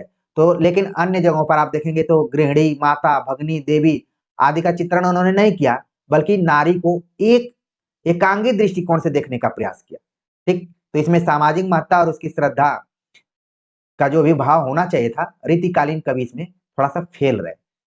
ठीक है? प्रकृति चित्रण, रीतिकाल में प्रकृति चित्रण खास विशेषता रही, जिसमें आप देखेंगे कि ज्यादातर प्रकृति का जो रूप रहा है वो अलंकारिक और उद्दीपन रूप ही रहा है। ठीक, तो ये आप देख रहे हैं कि खास तौर से बिहारी का दोहा आप याद रखें तो ज्यादा आपको आसानी रहेगी। इसके अतिरिक्त आपको बताना है, अगर अच्छा नंबर चाहते हैं तो आपको बता देना है कि उस समय प्रकृति चित्रण या फिर ऋतु वर्णन करने में सेनापति नंबर 1 के कवि थे। पूरा आप यहाँ पर लिख सकते हैं। तो मान लीजिए बीच में आपने सेनापति का जिक्र कर दिया, तब इससे पता चल जाएगा कि आपने हिंदी साहित्य का इतिहास और प्रवृत्तियों को बहुत अच्छे से समझा हुआ। तो आप नोट करके इसमें कर देंगे। ठीक है ना? पद्माकर को भी आप जोड़ सकते हैं और कोई एक कोटेशन जरूर आप प्रयोग में लाएं। इसके बाद आप देखेंगे कि रीतिकाल में भी ज्यादातर भाषा का प्रयोग किया गया तो वो ब्रज भाषा थी। ठीक है ना? तो रीतिकालीन कवियों ने ब्रज भाषा काव्य में रचना की और केवल ब्रज के क्षेत्र के कवियों ने ब्रज भाषा में नहीं की, बल्कि इसका विस्तार और हो गया ब्रज क्षेत्र के बाहर भी। इसलिए आप देखेंगे कि कुछ कवि ब्रज के नहीं है लेकिन ब्रज में भी कविता लिखते थे। तो रीतिकाल में सबसे ज्यादा अगर विकास हुआ तो ब्रज भाषा के तौर पे ज्यादा इसका विकास हुआ। ठीक है, आगे ऐसे ही अपनी बातों को लिखते हुए कुछ रीति मुक्त कवियों के बारे में जरूर बताएंगे। उसमें घनानंद बोधा, आलम इत्यादि का नाम आप लेकर, और अति सुदर्शन को मार्ग है जहां ने कुछ बाक नहीं, ये वाली पंक्ति आप जोड़ देंगे तो जो भी कॉपी चेक करने वाला होगा एग्जामिनर, वो खुश हो जाएगा और आपको अच्छा नंबर दे सकता है। अगर हम रीतिमुक्त कवियों पर आधारित अलग से क्वेश्चन आ जाए तो उसको कैसे लिखेंगे? तो सबसे पहला जो पॉइंट आप देख रहे हैं कि उसको लिखते समय आपको स्वच्छंद और अकृत्रिम प्रेम का चित्रण, यानी इसके पहले जो रीतिबद्ध या रीति सिद्ध कविताओं में देखेंगे तो वो कृत्रिम प्रेम है, वो दिखावटी प्रेम है कि कोई नायिका है अपने प्रेमी के वियोग में इतना मतलब तप रही है कि गुलाब जल अगर छिड़का जा रहा है तो भाप बन के उड़ जा रहा है। ये अतिशयोक्तिपूर्ण वर्णन जरूर किया गया, लेकिन अगर रीति मुक्त कवियों की बात करें तो उन्होंने जो भी प्रेम किया उसमें स्वच्छंदता है और बनावटीपन नहीं, बल्कि दिल से प्रेम किया गया है। इसमें आप घनानंद का नाम ले सकते हैं, इसके अलावा आप आलम का नाम ले सकते हैं जिन्होंने अपना धर्म ही बदल दिया। ठीक है, और ढेर सारे कवि हैं।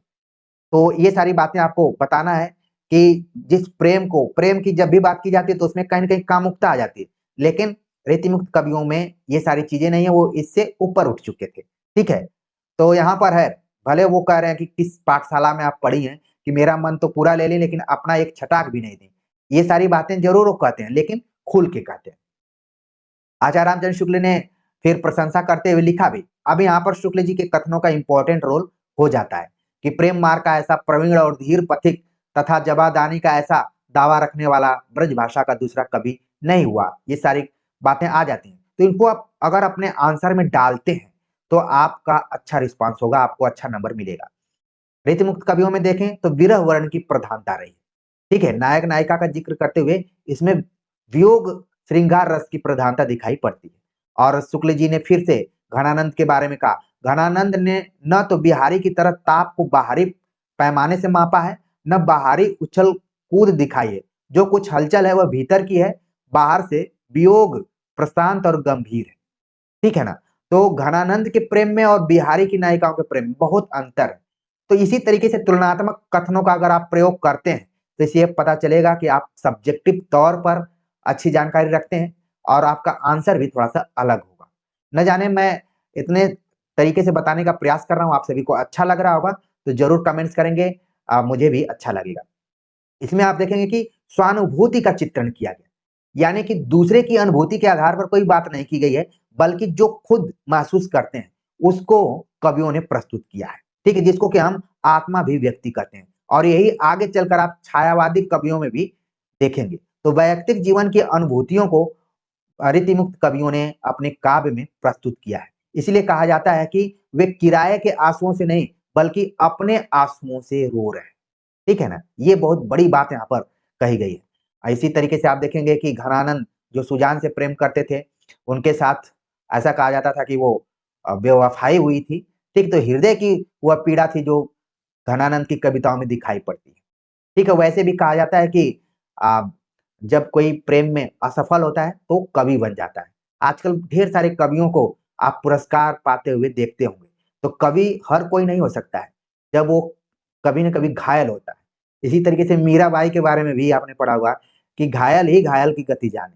तो यहाँ पर कवि जब तक वो चाहे प्रेम कर रहा हो या फिर किसी भी चीज से, प्रेम केवल नायिका से ही नहीं होता है, ढेर सारी चीजों से होता है। तो जिससे प्रेम करता है, अगर उसमें असफल होता है तो फिर वो कवि बन जाता है, ठीक है ना। वो तो एक केवल बहाना है कि सुजान से घनानंद प्रेम करते थे और फिर ये सारी चीजें आप जरूर ध्यान में रख सकते होंगे।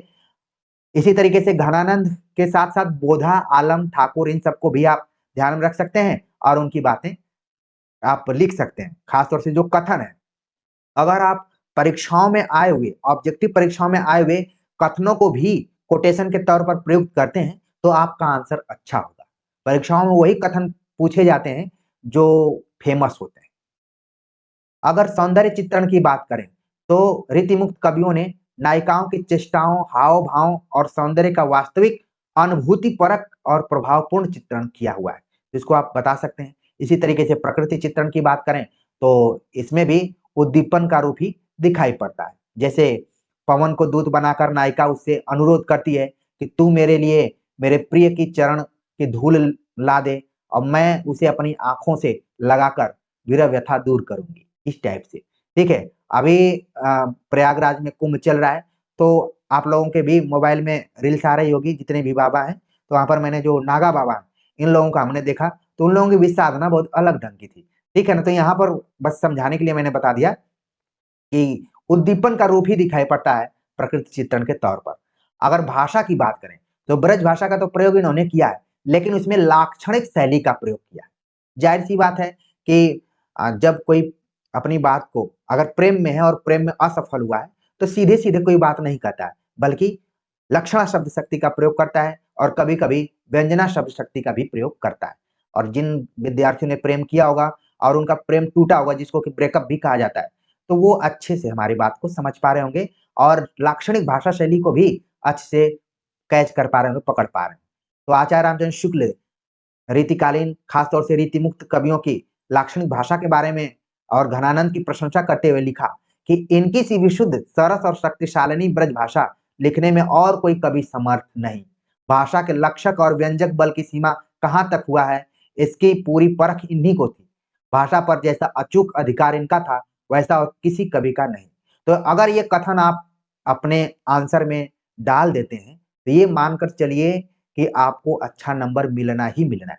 आपका टारगेट क्या होना चाहिए कि अगर 15 नंबर का है, तो कम से कम आपको 9 से 10 नंबर मिल जाए, तो अच्छा नंबर माना जाएगा।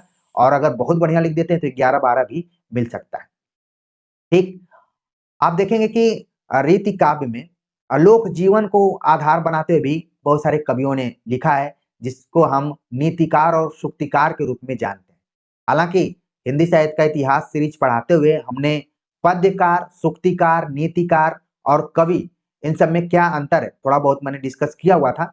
लेकिन मुख्य रूप से देखें तो लोक जीवन के बारे में वही लिख सकता है जो लोक में रहता हो, उस क्षेत्र में रहता हो। तो नीति और सूक्ति परक कविताएं बहुत सारी लिखी गई। इनमें कवियों में वृंद कवि, गिरधर, दीनदयाल गिरी, बेताल कवि इत्यादि का नाम आता है। ठीक है, तो इन सब का थोड़ा थोड़ा आप परिचय देते हुए और उदाहरण देते हुए अपने आंसर को कंप्लीट कर सकते हैं, लिख सकते हैं। ज्यादातर देखेंगे कि लोक व्यवहारिक जीवन पर जो भी अनुभूत चीजें रही हैं, खासतौर से खेती बाड़ी संबंधित कहावतें घाघ की काफी फेमस रही हैं। अगर आप कर देते हैं तो आपका आंसर और अच्छा हो जाएगा। इसी तरीके से नीतिकारों की बात करें तो दीनदयाल गिरी का नाम उसमें प्रमुख रूप से आता है, जिनका ग्रंथ है अन्योक्ति कल्पद्रुम। ठीक, तो इस तरीके से आप अपनी बातें पूरा लिख सकते हैं, अच्छा आंसर मिल जाएगा या फिर अच्छा अंक भी आपको मिल जाएगा। ये तो पूरा रहा रीति काल का।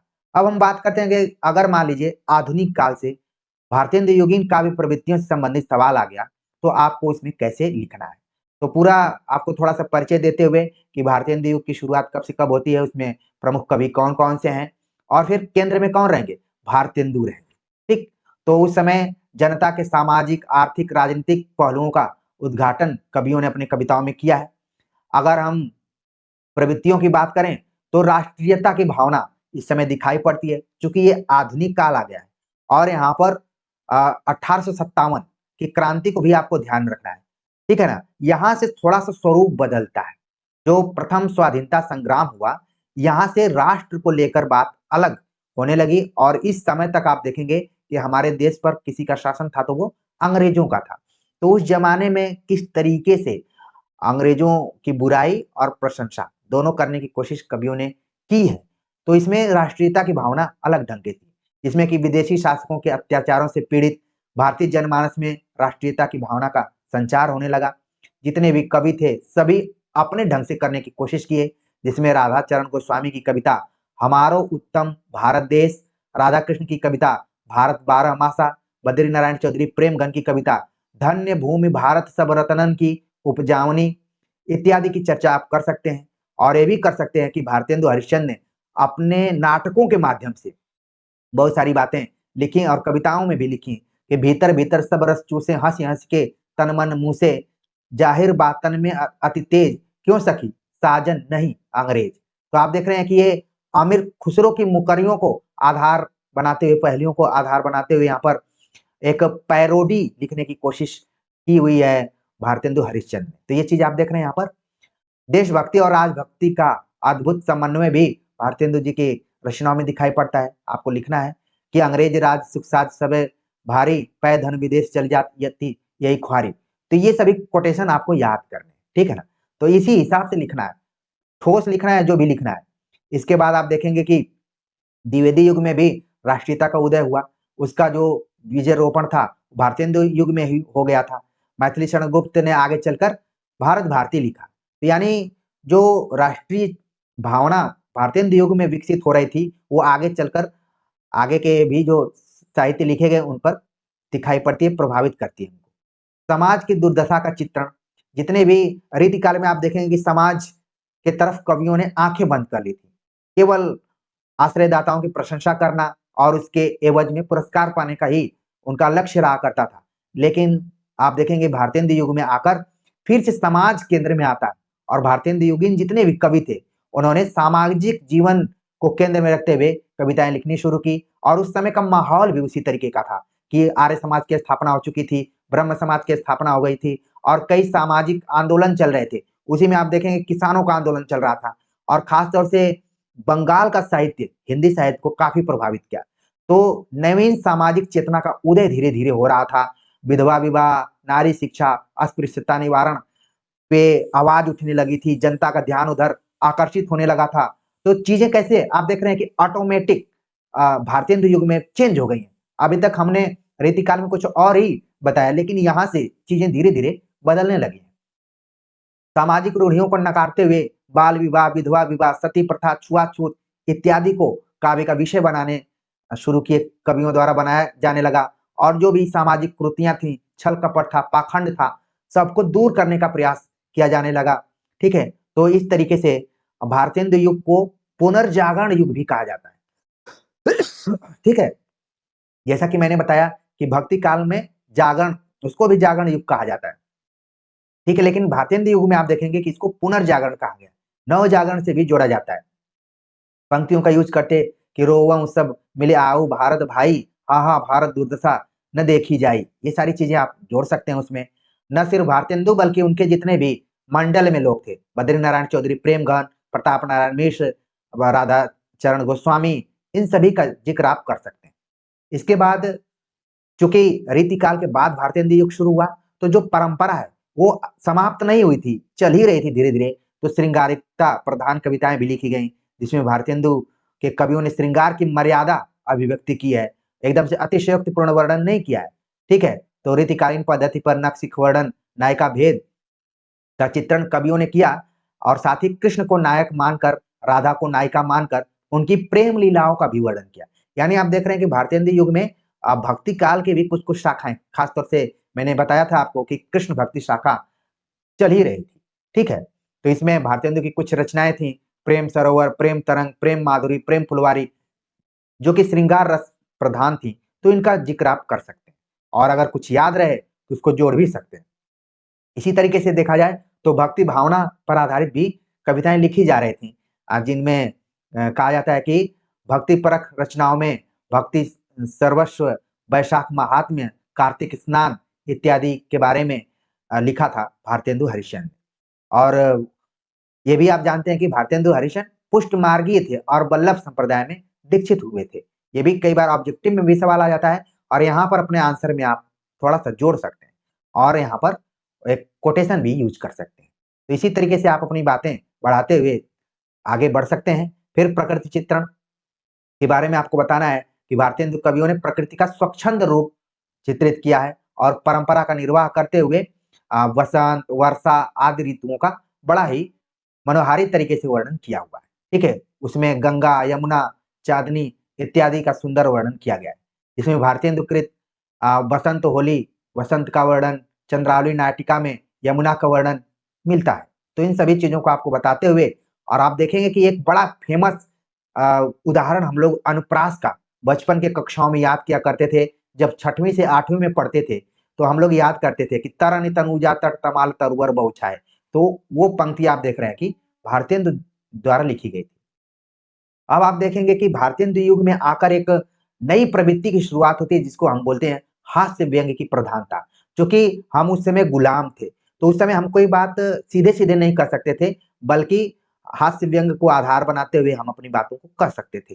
तो भारतेंदु युगीन कवियों ने भी उसको आधार बनाया, और ये भी कहा जाता है कि भारतेंदु युग की एक खास विशेषता थी व्यंग्य। इसीलिए कई बार आपने देखा होगा या पढ़ा होगा कि भारतेंदु युग के निबंधकार या फिर गद्यकार हसमुख गद्य लिखते थे। ठीक है, तो सीधे सीधे वो तो बात नहीं कर सकते थे, इसलिए वो घुमा कर कहा करते थे।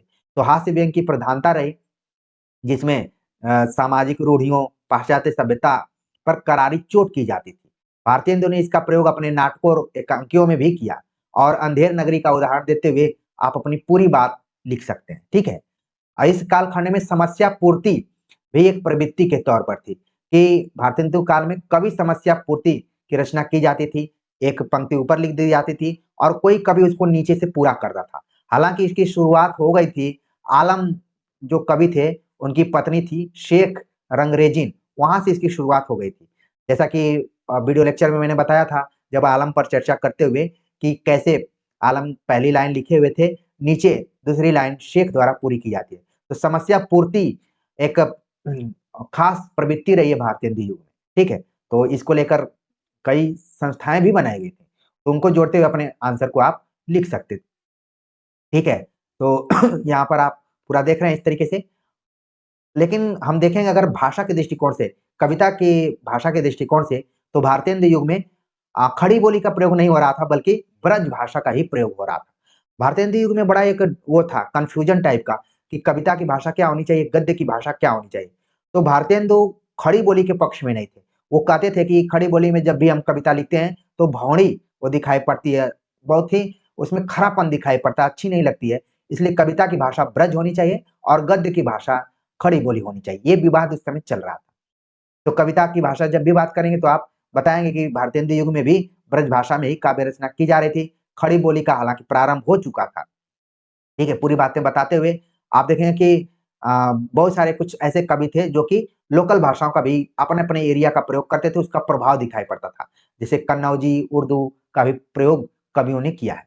ठीक? तो ऐसे ही बताते हुए आप बता सकते हैं कि फूलों का गुच्छा जो ग्रंथ रहा है भारतेंदु हरिश्चंद्र का, उसमें उर्दू के बहुत सारे शब्दों का प्रयोग किया गया है।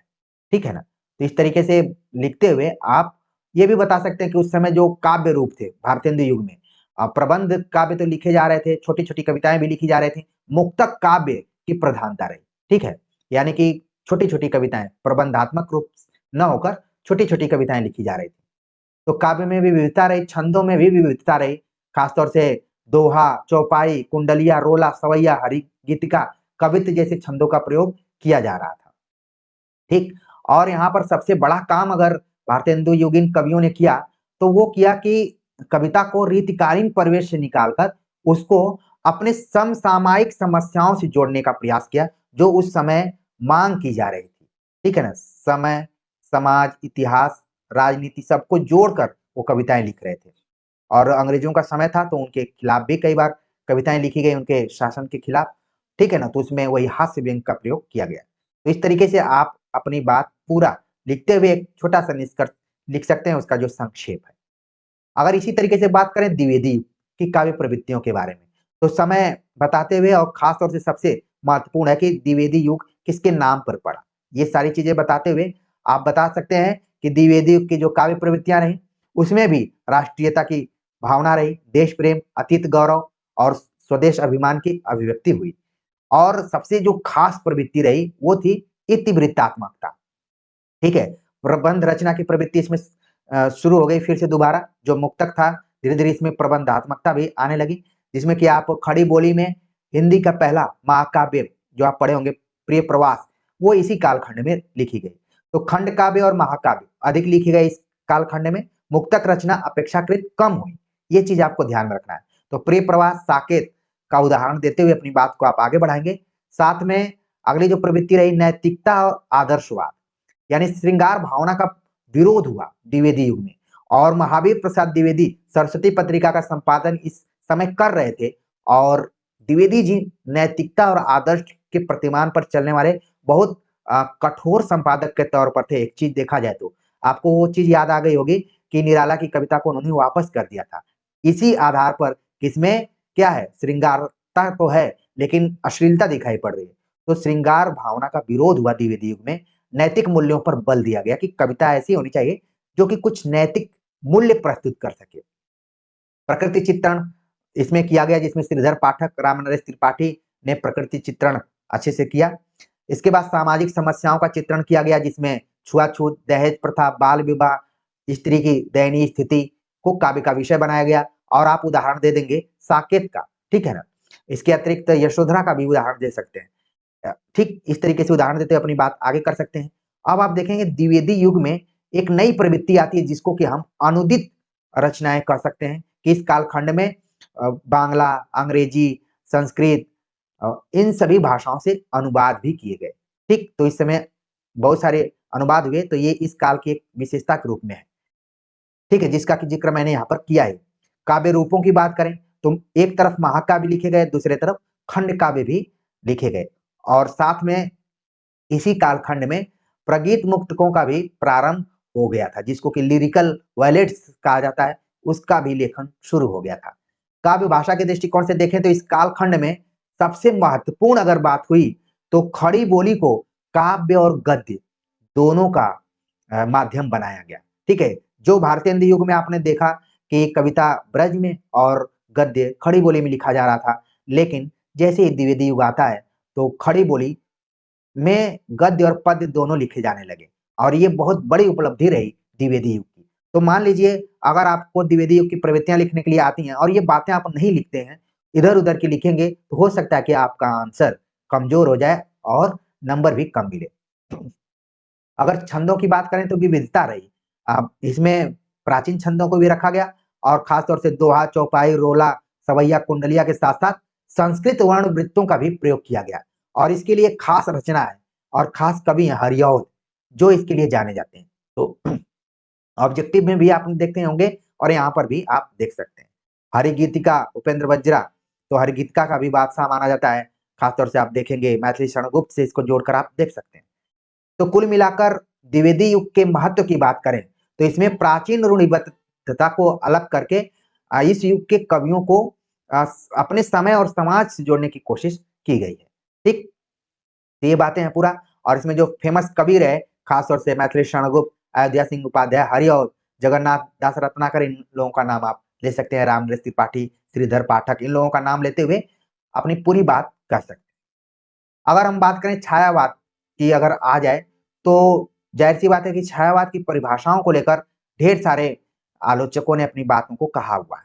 तो कम से कम 2-3 परिभाषाओं को तो आपको देना ही देना है, ठीक है? देते हुए आप अपनी बात को रख सकते हैं। और अगर छायावादी काव्य की प्रमुख प्रवृत्तियों के बारे में बात करें तो उसमें भी रहस्यवाद दिखाई पड़ता है, प्रेम, सौंदर्य, प्रकृति का चित्रण किया गया, स्थूलता के स्थान पर सूक्ष्मता का प्रयोग किया गया, ठीक है?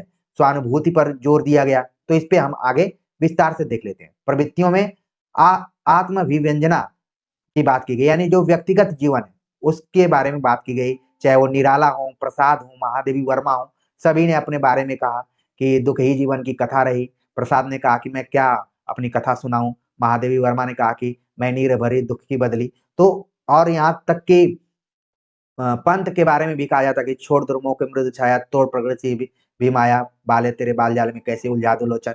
तो व्यक्तिगत जीवन के बारे में भी इसमें खूब चर्चा की गई है। तो एक प्रवृत्ति तो ये हो गई, ठीक है? और सौंदर्य चित्रण, तो सौंदर्य चित्रण में आप देखेंगे प्रेम और सौंदर्य के कवि के रूप में हो गए आपके प्रसाद जी। इसके बाद आप देखेंगे कि श्रृंगार निरूपण की बात ज्यादातर की गई इसमें। तो इसमें भी आप निराला के कुछ कविताओं को ले सकते हैं जिसमें कि जूही की कली है, ठीक है ना? ढेर सारे यहाँ पर है।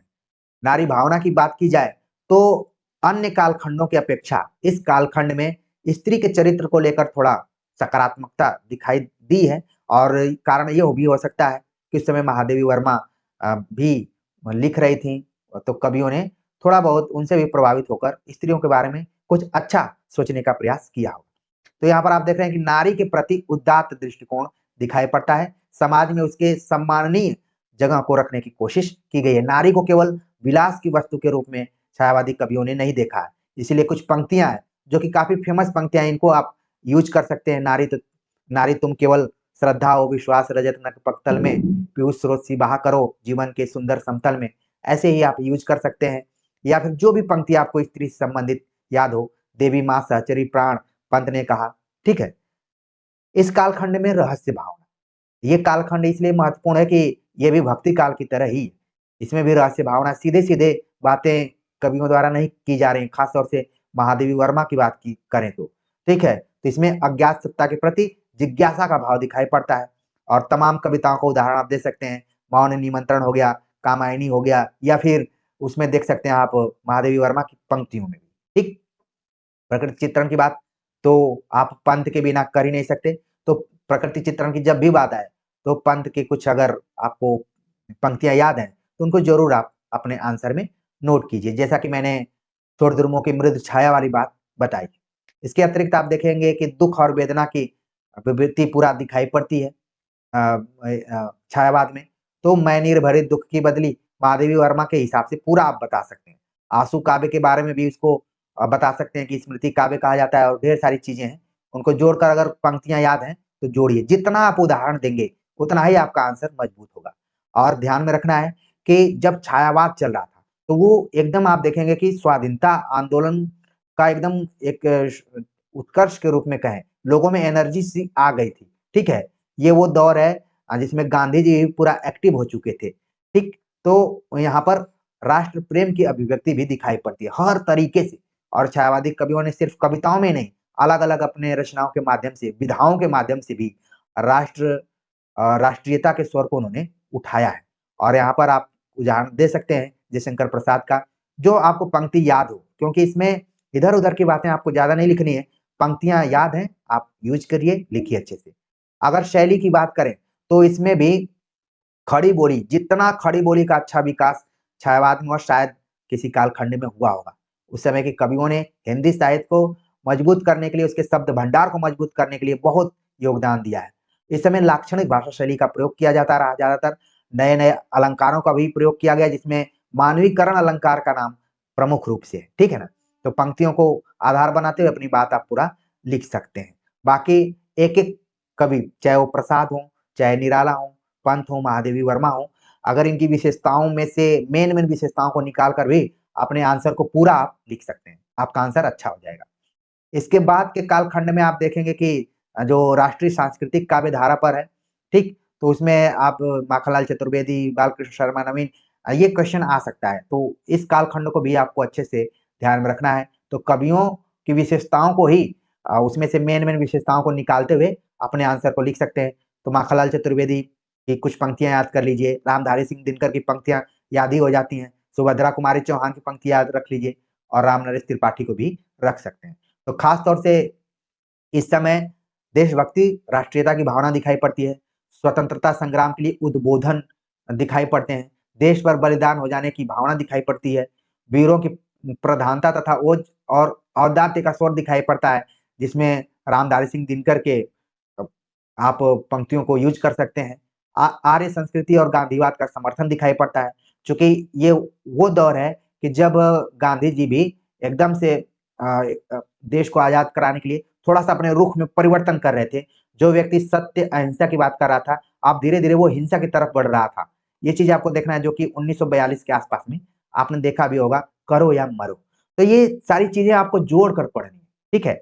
कई बार मैं अपने हिंदी के विद्यार्थियों को कहता हूँ कि अगर आपको हिंदी अच्छे से समझना है, तो इतिहास, भूगोल, राजनीति विज्ञान, मनोविज्ञान सबको आपको पढ़ना है। ये नहीं कि हिंदी पढ़ रहे हैं, तो आपको दयनीय स्थिति में रहना है, रोना-गाना है, ऐसा कुछ नहीं है। जितना जोड़कर आप अपनी बातों को लिखेंगे, आप उतना ही आपका कॉन्सेप्ट क्लियर होता जाएगा।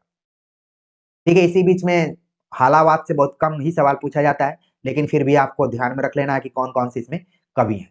फिर से महत्वपूर्ण सवाल हो जाता है प्रगतिवादी कविता, यानी जब प्रगतिवाद आता है तब से शुरू हो जाता है।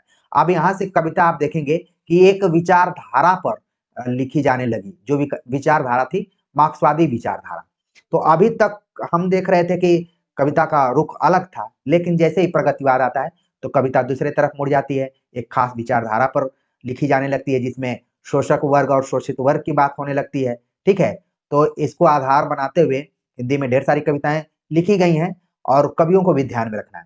तो काव्य प्रवृत्तियों पर अगर बात करें, तो शोषितों की दीनता का चित्रण किया गया है इसमें, और पंक्तियाँ आप उल्लेखित कर दीजिए। फिर शोषक वर्ग के प्रति घृणा इसमें दिखाई गई है, ठीक? क्रांति की भावना है कि केवल सत्य अहिंसा की बात नहीं, हमें कोई न कोई हथियार उठाना पड़ेगा, तभी आज़ादी मिलेगी, ठीक है? इसके बाद स्त्री चित्रण की बात करें, नारी चित्रण की बात करें, तो इसमें नारी को भी काम करते हुए दिखलाया गया है। खास तौर से वो श्रमशील नारी को दिखलाया गया कि वो केवल बैठी हुई नहीं है, बल्कि वो भी चौखट के बाहर जाकर काम कर रही है। यानी कि आप देखेंगे निराला की तोड़ती पत्थर जो कविता है वो यहाँ पर प्रासंगिक हो जाती है। फिर सामाजिक जीवन का यथार्थ चित्रण पूरा किया गया है। उसमें बनावटीपन ने जो समाज में दिखाई पड़ रहा है उसी को हूबहू प्रस्तुत करने की कोशिश की गई है। जिस तरीके से हम वर्तमान समय में मोबाइल से फ़ोटो खींचते हैं और जैसा ही फ़ोटो आता है वैसा ही जैसा मेरा किसी का दृश्य होता है, चेहरा होता है, वैसे ही फ़ोटो आता है। तो समाज का एकदम यथार्थ चित्रण करने की कोशिश प्रगतिवादी कवियों ने किया है। शैली की बात करें तो उन्होंने भाषा को सरल रखने की कोशिश की, क्योंकि वो उन लोगों की बात कर रहे थे जो कि आम जनजीवन लोक से जुड़े हुए लोग थे, तो उन्हीं की भाषा में बात रखने की कोशिश कर रहे थे। तो उसमें अलंकार और छंद की बहुत बात नहीं की गई। इसके पहले आप देखेंगे छायावाद से ही मुक्त छंद की बात निराला इत्यादि ने शुरू कर दी थी कि जिस तरीके से मनुष्य की मुक्ति की बात है, उसी तरीके से कविता को भी मुक्त करना है। तो कहीं न कहीं आप देखेंगे कि देश को मुक्त करना है, कविता को मुक्त करना है, मनुष्य को मुक्त करना है, एक तरीके से मुक्ति की आवाज़ उठने लगी थी। तो ये सारी चीज़ें जोड़ते हुए आप पूरा अपने आंसर को लिख सकते हैं। इसी बीच शुरू होती है नई कविता, यानी कि बीच में प्रयोगवाद भी शुरू हो गया था। तो आप देखेंगे प्रयोगवाद में थोड़ी-सी कविता कला की तरफ मुड़ी थी। प्रगतिवाद में कला में का उतना महत्व नहीं था, लेकिन प्रयोगवाद में कला के सिद्धांत पर कविता आगे बढ़ने लगी थी, जिसको लेकर आलोचकों में काफ़ी मतभेद भी रहा और अज्ञे ने अपने सप्तकों की भूमिका के माध्यम से इसको हटाने की भी बात की कि ये प्रयोग जो है वो साधन के रूप में साध्य नहीं है। ये बातें हुई, लेकिन नई कविता से भी खूब सवाल पूछे जाते हैं, इसलिए आपको बताते हुए कि नई कविता की प्रमुख प्रवृत्तियां क्या है। पहले तो उसमें नवीनता है, लेकिन ये नयापन किस दृष्टि से है? भाव, विषय वस्तु, शिल्प सभी दृष्टियों से परंपरा का एक तरीके से वहां पर उसको तोड़ना है, कुछ नया वहां पर करने की जरूरत है। और ये उस दौर की बात है जब हमारा देश आजाद हो चुका है, ये भी चीज आपको ध्यान रखना है। तो आगे भी उस समय एकदम पूरा हाई लेवल पे थे। उस ऐसा जमाना था कि आगे किसी को चाहते थे तो कवि बना देते थे, किसी को चाहते थे तो एकदम से गायब भी कर देते थे। तो यहाँ पर आप देख रहे हैं कि आगे का ही कथन आया कि नई नई नई राहों के अन्वेषी हैं, ठीक है ना? इस तरीके से बात आगे बढ़ी। फिर इसमें देखेंगे आप कि नवीनता के साथ-साथ बौद्धिकता का, अभी तक चीजें दूसरी तरफ चल रही थी लेकिन अब हृदय की, लेकिन यहाँ पर बौद्धिकता की बात की जाने लगी। तो ये फिर है, फिर बहुत सारे इसमें और कवि शामिल हो गए। फिर अतिशय वैयक्तिकता, यानी कि कविता जो है एकदम से वैयक्तिक होने लगी, निजी जिसको कह सकते हैं, जिसमें शमशेर, आज्ञे सबको नाम आप जोड़ सकते हैं। ठीक है ना? व्यक्तिगत जीवन इसमें दिखाई पड़ा। फिर इसमें क्षणवादिता का भी स्वरूप दिखाई पड़ने लगा और ये कविता दर्शन पर आधारित धीरे-धीरे होने लगी, ठीक है ना? फिर भोग और वासना का भी रूप दिखाई पड़ने लगा इसमें। इसमें भी थोड़ा बहुत यथार्थ की मात्रा थी। आधुनिक युग बोध को भी केंद्र में रखा जाने लगा, ठीक है? इसी तरीके से जो भी कुछ कथन है जैसे आगे का है कि दुःख सबको माँझता है और चाहे सबको मुक्ति देना वह न जाने, किंतु जिनको माँझता है, उन्हें यह सीख देता है कि सबको मुक्त रखें। तो ये अनुभूति है, ये बहुत ही प्रासंगिक पंक्ति है किसी भी व्यक्ति के लिए। तो इस तरीके से फिर इसमें आप देखेंगे कि प्रणयानुभूति की बात की गई, प्रेम की भी बात की गई, लेकिन ऐसा प्रेम था जो कि छुप-छुप के करने वाला था, जो कि देखा जाए तो खुलकर इसमें नहीं था। लेकिन यही कहा गया कि ये यौन वर्जनाओं का पुंज है। ठीक है ना? इस तरीके से पूरा है। शिल्प विधान की बात करें तो इसमें परंपरागत काव्य थोड़ा-सा भिन्न रहा। इसमें नए उपमानों और प्रतीकों, बिंबों का प्रयोग किया जाने लगा और आगे की वो पंक्तियाँ सब आप ज़रूर ध्यान में रखें, कलगी बाजरे की कि देवता हम इन प्रतीकों के कर गए हैं कूच, कभी बासन अधिक घिसने से मुलम्मा छूट जाता है। तो ये सारी चीज़ें आप अपने आंसर में ज़रूर डालिए जिससे कि आपका आंसर और मजबूत होता जाएगा। ठीक? इसके बाद मान लीजिए समकालीन हिंदी कविता से सवाल आ जाए तो बड़ा इसमें विविधता है। इसको समकालीन हिंदी कविता को कहाँ से कहाँ माना जाए इसको लेकर भी काफ़ी विवाद है। तो इसी को साठोत्तरी कविता, समकालीन कविता, अकविता, युत्सवादी कविता, ढेर सारी कविताओं के नाम से जाना जाता है। हालाँकि अगर इस पर सवाल आए तो बहुत आपको उलझने की ज़रूरत नहीं है। इसके पहले बहुत अच्छे-अच्छे क्वेश्चन आ जाएँगे, आप आराम से वहाँ पर कर लेंगे।